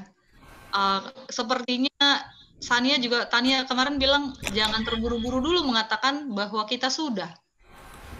Karena kita bahkan mungkin baru mendengar juga istilah ini gitu. Jangan-jangan walaupun jiwanya ketika diselidiki dari semua presentasi, jiwa dari intergenerasi itu sudah ada. Namun masih jarang yang berani membuatnya secara eksplisit. Itu yang pertama. Tapi sudah terlihat dalam kegiatan-kegiatan spiritual seperti retreat, ibadah, temu alumni, dan lain-lain. Kemarin juga dari Reform sudah memperkaya kita. Kemudian tantangannya cukup besar, termasuk tantangan senioritas itu ya, yang cukup kental. Kemarin juga Ibu Tabita menambahkan bahwa yang baby boomers itu biasanya forever young ya, jadi agak sulit memberikan kesempatan kepada generasi yang lainnya seperti itu. Itu mungkin juga tantangan terbesar kita. Senioritas, dosen yang punya otoritas mungkin juga agak sulit untuk menerapkan perspektif ini. Kemudian benefit, pola relasi yang lebih luntur, kayak untuk sharing informasi, kampus memberi perspektif kepada gereja, mahasiswa mempunyai tempat untuk uji coba di gereja, model kepemimpinan yang beragam, komunitas yang memperkaya gereja, mengurangi berbagai tindak kekerasan dalam pendidikan, bisa memotivasi, eklesiologi sebagai satu kesatuan. Kemudian ranah mana saja dalam kehidupan kampus yang bisa dipakai sebagai basis pengembangan pendidikan intergenerasi? Jika sudah menjadi perspektif, maka otomatis masuk dalam semua aktivitas akademik dan spiritual. Tapi mungkin ini harus terlihat dengan eksplisit ya Bapak dan Ibu ya. Harus bisa terlihat. Misalnya ketika kita mengecek silabusnya, mengecek kurikulum di gereja, seharusnya terlihat dengan eksplisit. Perspektif ini memang muncul. Kemudian, jika pendidikan intergenerasi menjadi sebuah mata kuliah, topik dan substansi seperti apa yang harus ada di dalamnya? Terminologi yang bersinggungan dengan PI, teori generasi, psikologi perkembangan, dasar-dasar Alkitab, pedagogis, kultur sosiologis, psikologi, etika, metode tantangan PI, desain PI, dan ibadah. Bapak dan Ibu, sekali lagi, ini belum lengkap. Saya mohon sekretaris kelompok boleh mengirimkan simpulan dari kelima poin yang sudah kita diskusikan hari ini, supaya nanti saya bisa menggabungkan semuanya, dan itu akan kita lampirkan dalam Google Drive, dan juga itu akan menjadi hasil studi institut kita kali ini, dan kita akan rekomendasikan kepada kita semua yang hadir, sekolah-sekolah anggota Persetia, juga calon anggota, peserta, dan juga gereja yang terlibat, juga gereja-gereja mitra Persetia. Jadi sejauh ini, mungkin bolehkah saya meminta sekali lagi tanggapan Ibu Tabita secara keseluruhan, Ibu? Apakah ada 1-2 kalimat yang sangat penting yang bisa kita dengar dari Ibu Tabita, atau mungkin Ibu yang lain yang konsentrasinya di PK dari hasil ini? Silakan Ibu Tabita, 2-3 menit, Ibu. Ya, jadi hasil diskusinya memang dari pertanyaan-pertanyaan yang diberikan, saya kira sudah bagus menunjukkan beberapa hal yang bisa dikaitkan dengan pendidikan intergenerasi. Jadi bisa dalam ranah bidang pendidikan Kristiani, dengan arti bahwa kita mengembangkan pendidikan Kristiani intergenerasi. Kemudian yang kedua, ada dalam ranah kehidupan sekolah teologi yang ada. Jadi bagaimana kita menyadari adanya multi generasi atau adanya banyak generasi ada di dalam kampus, sehingga kita harus mempertimbangkan cara berpikir, kesadaran, dan perspektif intergenerasi. Jadi kita saling belajar dengan generasi yang berbeda, sehingga betul-betul proses pendidikan di sekolah teologi itu intergenerasi. Jangan hanya mengutamakan topik-topik atau sudut pandang perspektif dari generasi tertentu. Kalau tadi ada yang mempresentasikan kuliah masih satu arah, saya yakin itu mesti perspektif dari generasi dosennya. Belum tentu dosen pribadi, mungkin dia juga belajar dari dosennya dulu. Jadi perspektifnya justru dari generasi yang jauh lebih tua lagi. Nah, itu tidak boleh demikian gitu ya. Jadi tidak boleh satu arah. Kita harus mendengarkan apa yang dikatakan oleh generasi Z terhadap topik ini. Opini mereka apa? Perspektif mereka, pengalaman mereka apa? Tentunya bukan kemudian semua menjadi relatif, tapi itu harus dipertimbangkan dan didialogkan. Mungkin saja ada banyak teori yang sudah usang, yang harus dimodifikasi dan bahkan harus diganti yang baru. Itu harus didengar. Bahkan mahasiswa harus diberi kesempatan juga untuk berbicara kalau mereka punya penemuan yang baru. Kalau mereka punya buku yang dosennya saja tidak punya, misalnya begitu ya. Mereka menemukan e-book atau apa, lalu bertanya, lalu mengusulkan bagaimana kalau kita baca buku ini, itu perlu dipertimbangkan. Perlu diberikan kesempatan. Mahasiswa itu didorong untuk mereka itu berkembang begitu. Jangan banking system seperti tadi sudah dipresentasikan. Karena kalau masih banking system satu arah, saya yakin itu tidak intergenerasi. Begitu. Makasih Lenta. Lenta, saya boleh.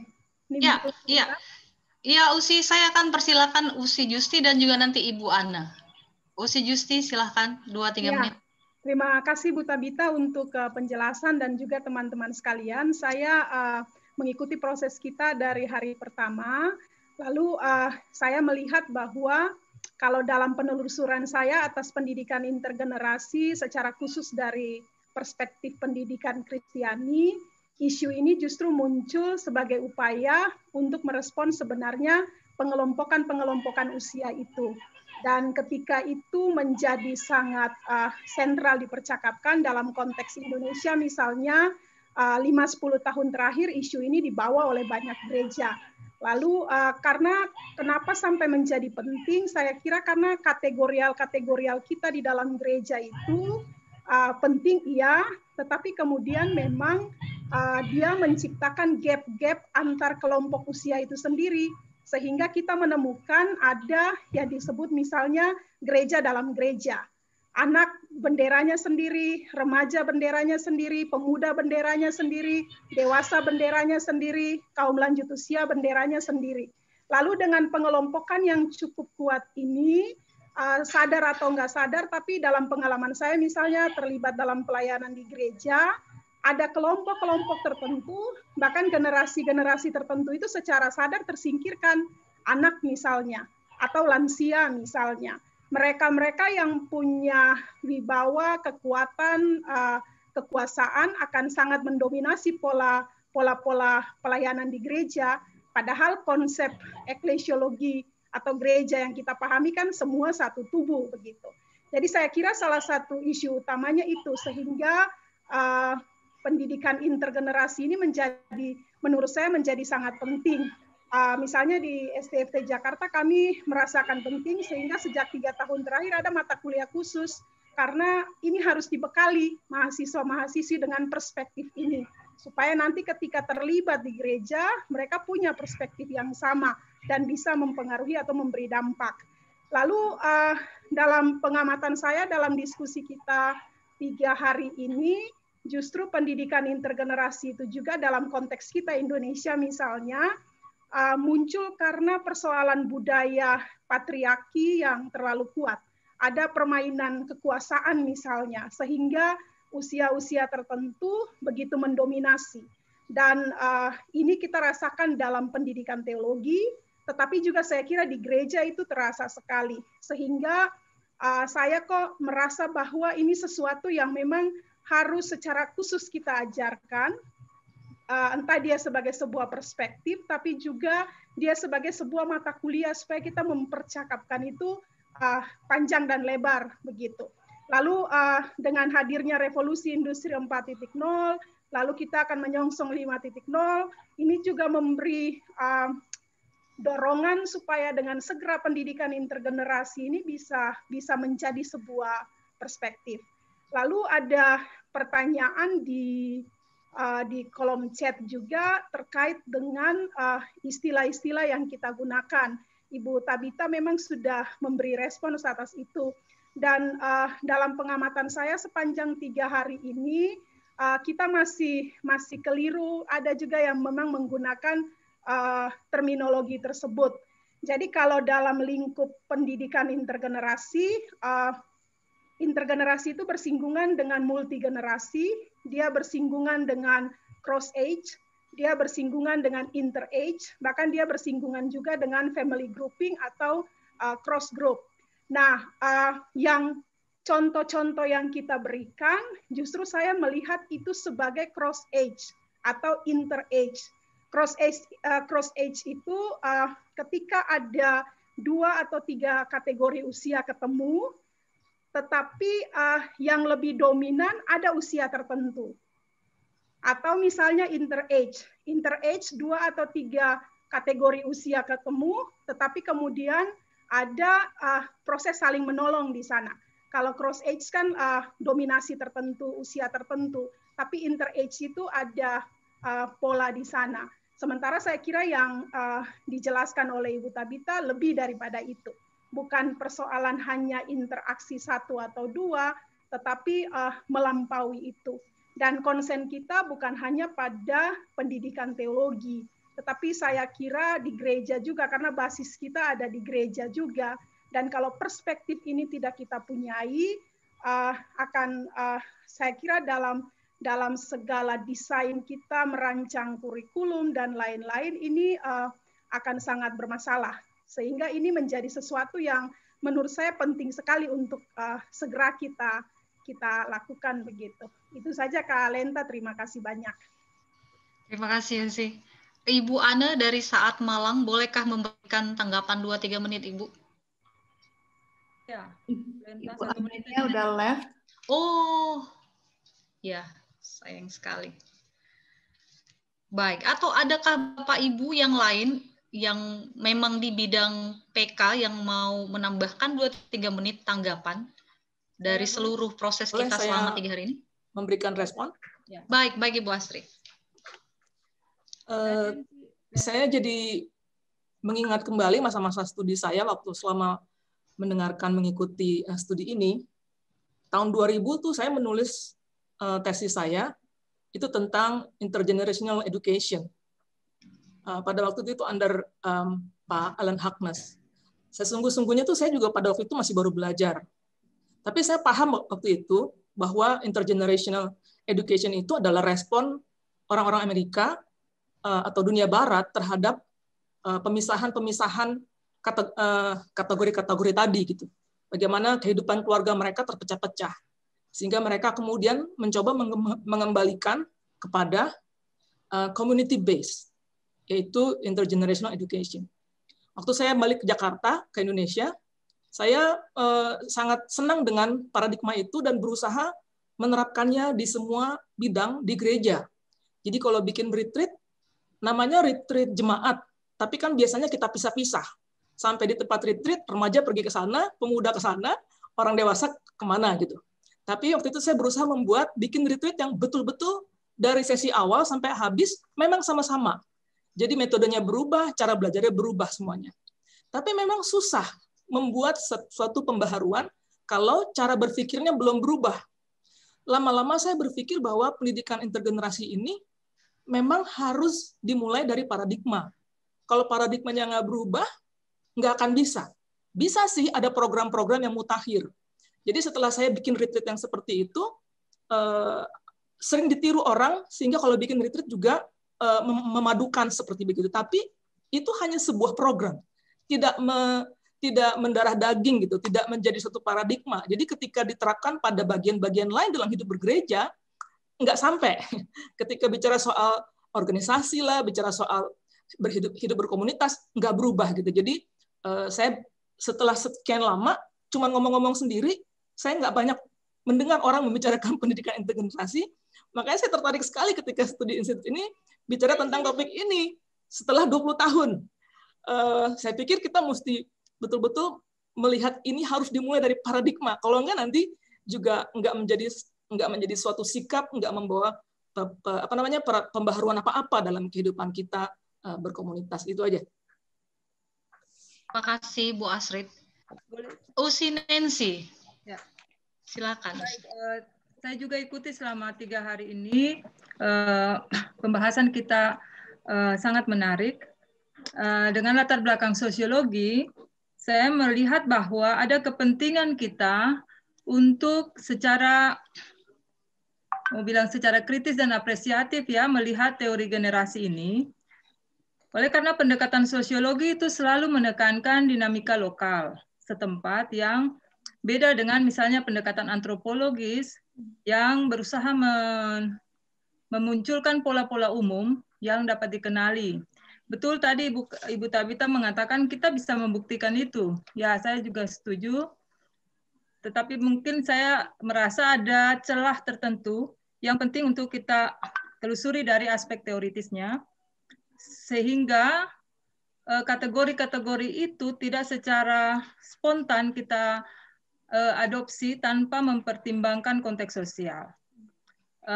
Apa yang dikatakan Ibu Asna tadi menjadi salah satu indikatornya, dan kami lihat itu juga di dalam konteks masyarakat, misalnya di Maluku, ya konteks pulau-pulau dan sebagainya. Jadi saya melihat ada celah tentang aspek teoritisnya. Dan secara khusus kalau kita bukan sosiolog umum, paling tidak misalnya karena saya latar belakang sosiologi agama, saya melihat bahwa ada kepentingan kami untuk memperhatikan itu di dalam komunitas agama. Paling tidak itu yang bisa kita lakukan. Kalau kita tidak bisa melihat secara luas ya dalam masyarakat, tapi paling tidak itu menjadi tanggapan. Jadi tugas kita tidak selesai di sini. Menurut kami justru baru dimulai untuk seperti yang dikatakan Profesor Hans kemarin, mempertanyakan banyak hal di dalam komunitas kita dan mengujinya terus-menerus dan melihat apa kebutuhan kita sambil mengelaborasi dialog-dialog kita dengan berbagai ilmu dan perkembangan terakhir, tetapi juga melihat perkembangan yang begitu cepat di dalam masyarakat kita yang bisa saja berubah sewaktu-waktu dengan berbagai konteks eksternal, kondisi pandemik. Kalau kami ini sudah berapa hari sambil ikut studi institut ini, tanah goyang-goyang terus ini. 3-4 skala Richter, gempa jalan terus ini. Jadi banyak kondisi-kondisi yang membuat kita mempertimbangkan bahwa apa yang terjadi pada manusia berhubungan sekali dengan konteks luasnya. Dan hal yang terakhir, sebagai yang kami juga sering berkecimpung dalam studi-studi feminis atau studi perempuan misalnya, semakin menyadari bahwa pendekatan inklusif untuk mempertimbangkan tentang kesetaraan itu harus benar-benar dipertimbangkan oleh sekolah-sekolah teologi. Jadi kita bicara tentang kemitraan, bicara tentang keterbukaan, multikultural, ya, pendekatan tentang perbedaan konstruksi gender dan macam-macam. Kita melihatnya di dalam kepentingan ini dan pendidikan Kristiani. Tadi Ibu Astri bicara tentang paradigma. Mungkin saya tambahkan, bagi saya karena kita bergelut di dalam dunia praktik, maka mari kita tandai juga praktik-praktik yang berlangsung dan itu menjadi indikasi tentang bagaimana mengelaborasi teori intergenerasi ini di dalam konteks kita begitu. Mungkin itu beberapa tanggapan saja, Ibu Lenta. Terima kasih. Terima kasih, Usinensi. Dari saya, Lenta. Oh, Ibu Mary, ada ahli PK juga nih. Ibu Mary yang terakhir ya Bapak Ibu ya, 2-3 menit. Ya. Kakak, silakan. Terima kasih. Dari saya melihat pertemuan kita ini bahwa di samping mata kuliah yang lain sudah mungkin memasukkan tentang intergenerasi ini, saya mengusulkan juga dan saya setuju kalau seandainya ada mata kuliah khusus entah di PK tentang intergenerasi ini. Tetapi masih bingung ya topik-topik apa yang perlu dibahas di situ. Oleh karena itu saya mengusulkan supaya kita mengadakan pertemuan selanjutnya yang diapai oleh Persetia ya. Ya, jadi ditindaklanjutilah, jangan hanya sampai di sini saja karena kami sudah terbuka wawasan kami. Tahu-tahu belum meluas, masih di kulit-kulit saja. Ya, usul saya supaya dilanjutkanlah pertemuan kita ini ke pertemuan berikutnya. Yang kedua, saya melihat ada beberapa dosen biblika mempunyai persatuan di WA grup mereka tentang perkumpulan dosen-dosen biblika. Nah, ini ada dosen PAK ini. Dan saya lihat banyak sekali dosen-dosen PAK terkenal. Ya, saya rindu sekali kalau dosen-dosen PAK Indonesia ini, apalagi Persetia, punya grup juga kita seperti mereka. Terima kasih. Terima kasih, Kak Mary. Baik. Bapak dan Ibu, terima kasih sudah berkontribusi dari hari pertama dan hari terakhir. Saya mencoba mencatat tadi dari beberapa masukan dari semuanya ibu ya, yang tadi bicara terakhir-terakhir ini. Semuanya ibu nih. Iya, ternyata dari 20 tahun yang lalu ini isu sudah panas di luar bangsa kita ya Ibu Asri ya. Tapi baru sekarang kita bahkan membicarakannya dengan luas, walaupun ada 1-2 sekolah mungkin yang sudah menjadikannya mata kuliah. Tidak apa-apa terlambat ya, karena kita sadar ternyata kita membutuhkan ini. Jadi dari beberapa tanggapan tadi, ternyata pengelompokan secara kategorial itu menimbulkan gap juga, sehingga kita sadar perspektif intergenerasi itu rasanya lebih tepat begitu, lebih relevan baik di STT maupun di gereja. Oleh karena itu kita semuanya setuju bahwa ini menjadi urgent untuk diterapkan di STT ataupun di gereja, saya mengusulkan grup WA yang ada sekarang. Dulu saya katakan kalau sudah selesai kegiatan feel free untuk meninggalkan grup Bapak Ibu. Mungkin saya harus mengubah statement itu sekarang. Jika kita merasa kita butuh berkomunikasi lebih jauh, lebih lanjut di grup itu, maka mungkin itu menjadi opsi bagi kita sebagai dosen-dosen PK atau PAK, sekolah anggota bersetia maupun calon atau mitra, boleh berkomunikasi di sana. Untuk follow up, ini perlu dibahas lebih lanjut, Kak Mary. Ya, saya juga melihat bahwa PR kita banyak sekali ya. Usinensi tadi bilang, kita sepertinya baru memulai begitu. Kita semua sepakat, minimal hari ini kita akan mengubah paradigma kita, Bapak Ibu ya. Bahwa perspektif ini akan menjiwai seluruh proses di sekolah kita masing-masing atau di gereja kita masing-masing. Kita yang hadir ini berusaha menularkan paradigma ini supaya tidak hanya kita yang berubah, tapi orang-orang yang kita layani, orang-orang di sekitar kita. Dan kita nantikan diskusi berikutnya di grup WA. Nanti saya akan mencoba merumuskan bersama PO hasil dari studi institut ini, tapi sejauh ini tentu kita semua sudah tahu dan kita sadar juga PR kita banyak, tapi saya yakin juga kita akan bersemangat karena kita tidak sendirian. Kita akan bersama-sama mengerjakan bagian kita masing-masing di sekolah kita masing-masing dan di pelayanan kita masing-masing. Bersetia akan dengan setia bersama-sama berjalan dengan Bapak Ibu. Jadi kita saling belajar, saling menghargai dari berbagai generasi yang ada dalam perhimpunan kita ini. Saya kira itu yang bisa saya sampaikan di bagian penutup, dan kita akan mengakhiri, tetapi akan ada sambutan singkat mewakili pengurus bersetia untuk kita semua Bapak dan Ibu. Pak Yusak hari ini harus check up ke rumah sakit, jadi beliau menyampaikan salam, dan sambutan dari Pak Ketua akan disampaikan oleh Ibu Asnat. Mari Ibu Asnat, saya persilahkan. Baik, tapi sebelum saya menyampaikan kata penutup, kaosnya gimana tuh? Mau dibagi kapan? Hadiah. Diumumkan dulu pemakaian kaos. Padahal tadi saya mau buat surprise loh. Ibu Asnat sudah. Saya umumkan dulu atau Ibu mau sambutan dulu? Nah, umumkan dulu biar yang nunggu bisa tenang. Supaya tenang ya. Baik Bapak dan Ibu. Aduh, halo Bu. Yes. Boleh nggak kita minta pendapat dosen etika mengenai intergenerasi ini? Ada Pak Ritter Daki dari tadi senyum-senyum saja di sana. Saya tanya dulu kepada PO, bagaimana Ibu Asnat, apakah kita kembali lagi? Kita udah tinggal 7 menit dari waktu yang sudah disepakati, nanti yang lain ngamuk-ngamuk tuh. Oke. Kita masih punya grup WA. Iya, di grup WA saya kira kita bisa diskusi lebih jauh, Bapak. Kita tentu menghargai setiap perspektif ya, termasuk perspektif orang-orang etika ya, Pak ya. Bisa kok, Pak. Nanti kita diskusi di grup ya, Pak ya. Maaf ya, Pak. Iya. Baik, saya umumkan Bapak dan Ibu di mana kata di pengumuman saya. Baik. Yang pertama, semua Bapak dan Ibu yang menjadi ketua dan sekretaris di kelompok kami berikan apresiasi dengan mendapatkan 1 kaos. Yeay.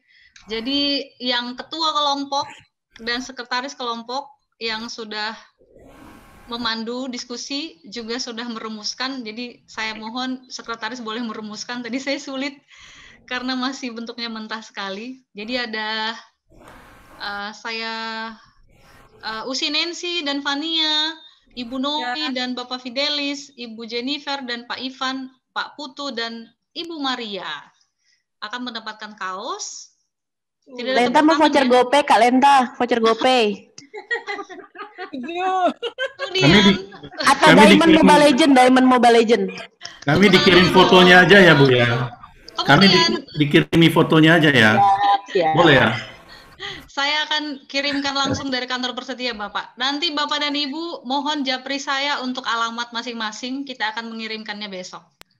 Untuk peserta paling aktif dan kontributif di kelompok masing-masing, kami mencatat ada 2 orang per kelompok.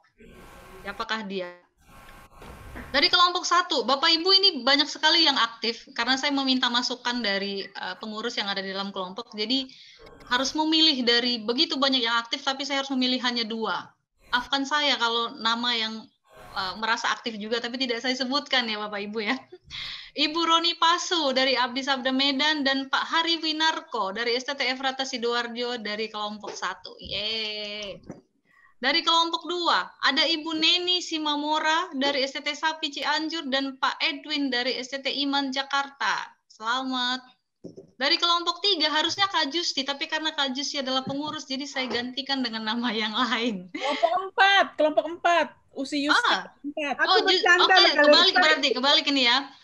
Ada Ibu Iki dan Ibu Nur Cahaya dari STT BNKP. Ini kelompok 4 ya? 4, ya. Oke. Saya salah kelompok berarti. Selamat Ibu berdua. Dari kelompok 3 berarti ini ya. Pak Andreas Pujiono dari STT Sialong, Lampung, dan Ibu Nancy Tobing dari STT Sriwijaya. Selamat untuk Bapak dan Ibu. Dan kategori peserta yang paling awal mendaftar. Dari STT Wesley Bogor, Ibu Diani Rita Pangapulon Saragi. Dari sekolah anggota, ada SW yang pertama kali mendaftar. Jadi yang tadi itu calon anggota Bapak Ibu. Tapi kan Ibu Iki sudah dapat kaos tadi di atas ya? Masa Ibu Iki lagi ya? Uang ganti uang. Kita harus menerapkan keadilan bagi semua umat. Jadi sepertinya saya harus berikan kepada Pak Nefri dari STT Abdial Ungaran. Pak Nefri, apakah masih ada? Ibu Iki, mohon maaf, saya berikan kepada juara 2. Yes. Kemudian kategori terakhir ini. Semoga saya tidak dimarahin Bapak Ibu ya, karena ini banyak sekali. Jadi saya mencoba mencarikan. Kategori paling aktif bertanya di sesi di luar diskusi kelompok. Saya mencoba membagi generasinya Bapak Ibu. Generasi baby boomer saya nggak ketemu. Sepertinya kita semua ini ada di X, Y, dan Z.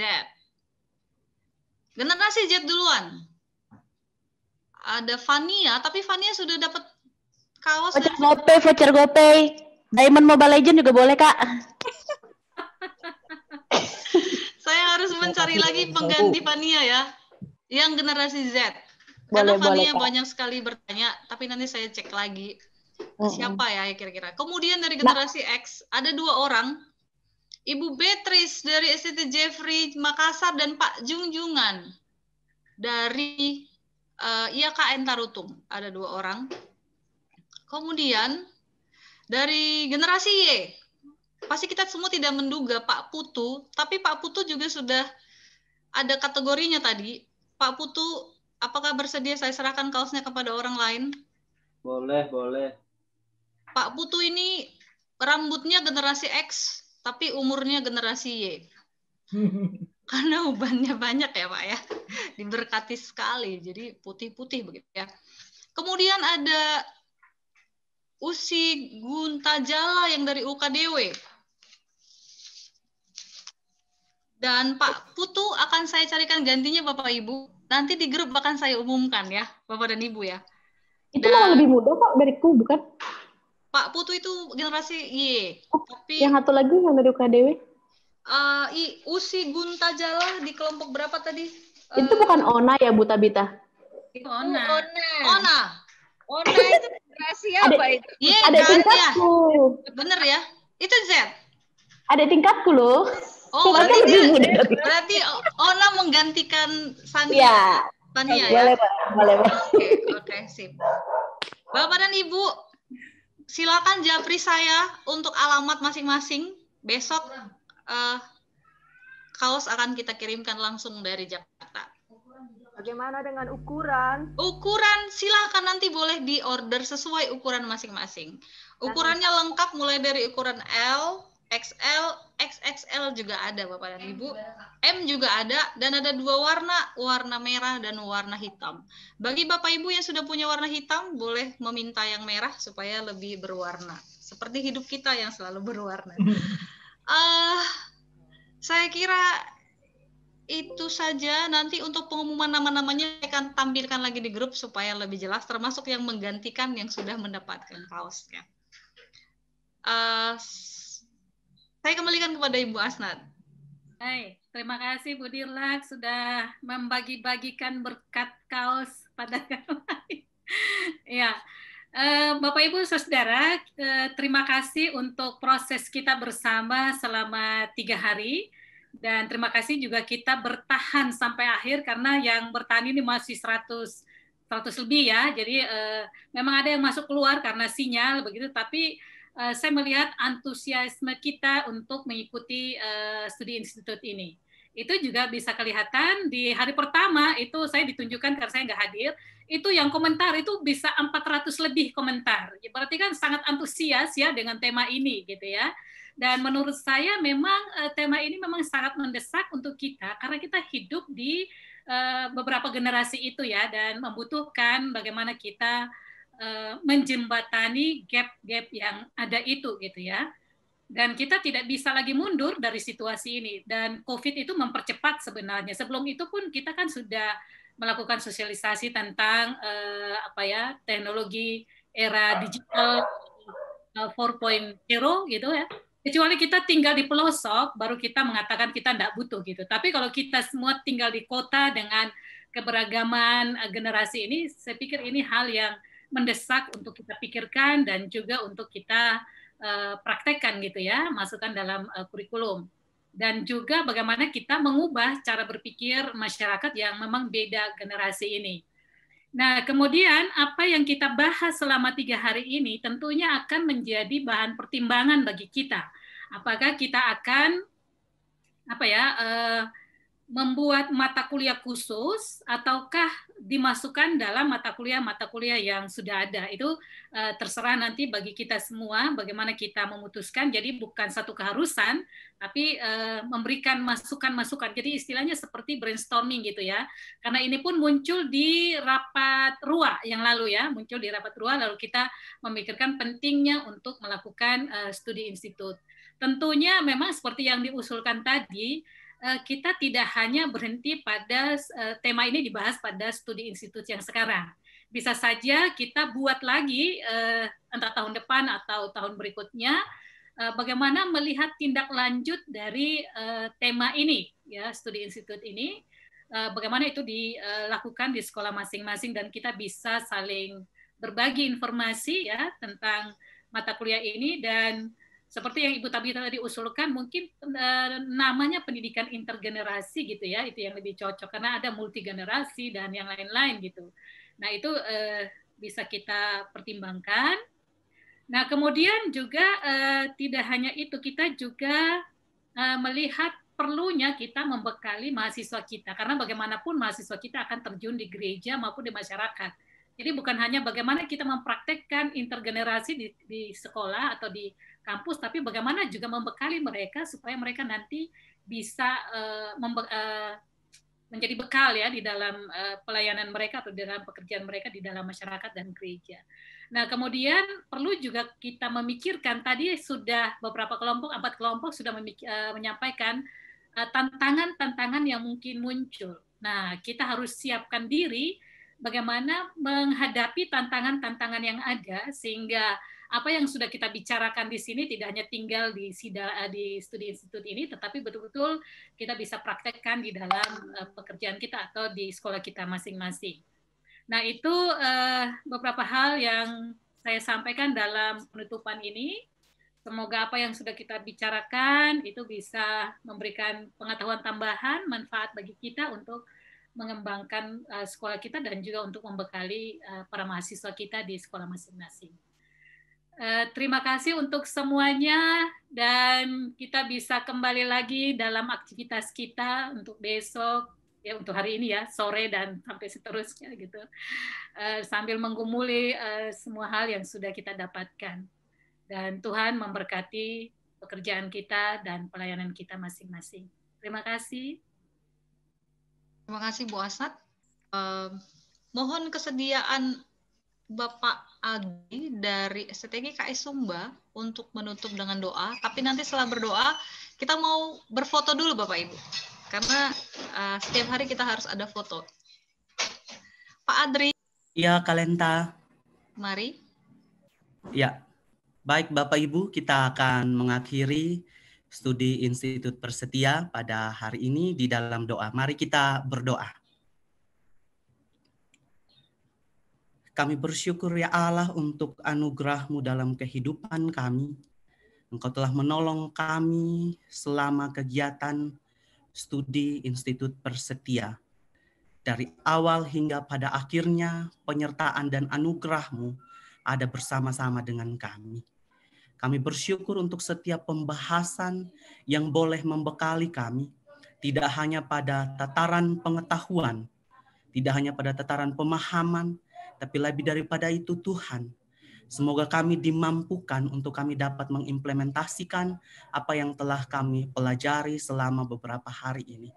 Sertai kami dan lindungi kami Bapa dalam seluruh aktivitas kami. Kami menyerahkan seluruh pengurus Persetia dalam kehidupan mereka dan dalam pergumulan mereka Bapa. Kami semua juga kami pertaruhkan kehidupan kami ke dalam tangan kasih-Mu. Dalam nama Kristus kami bersyukur dan berdoa.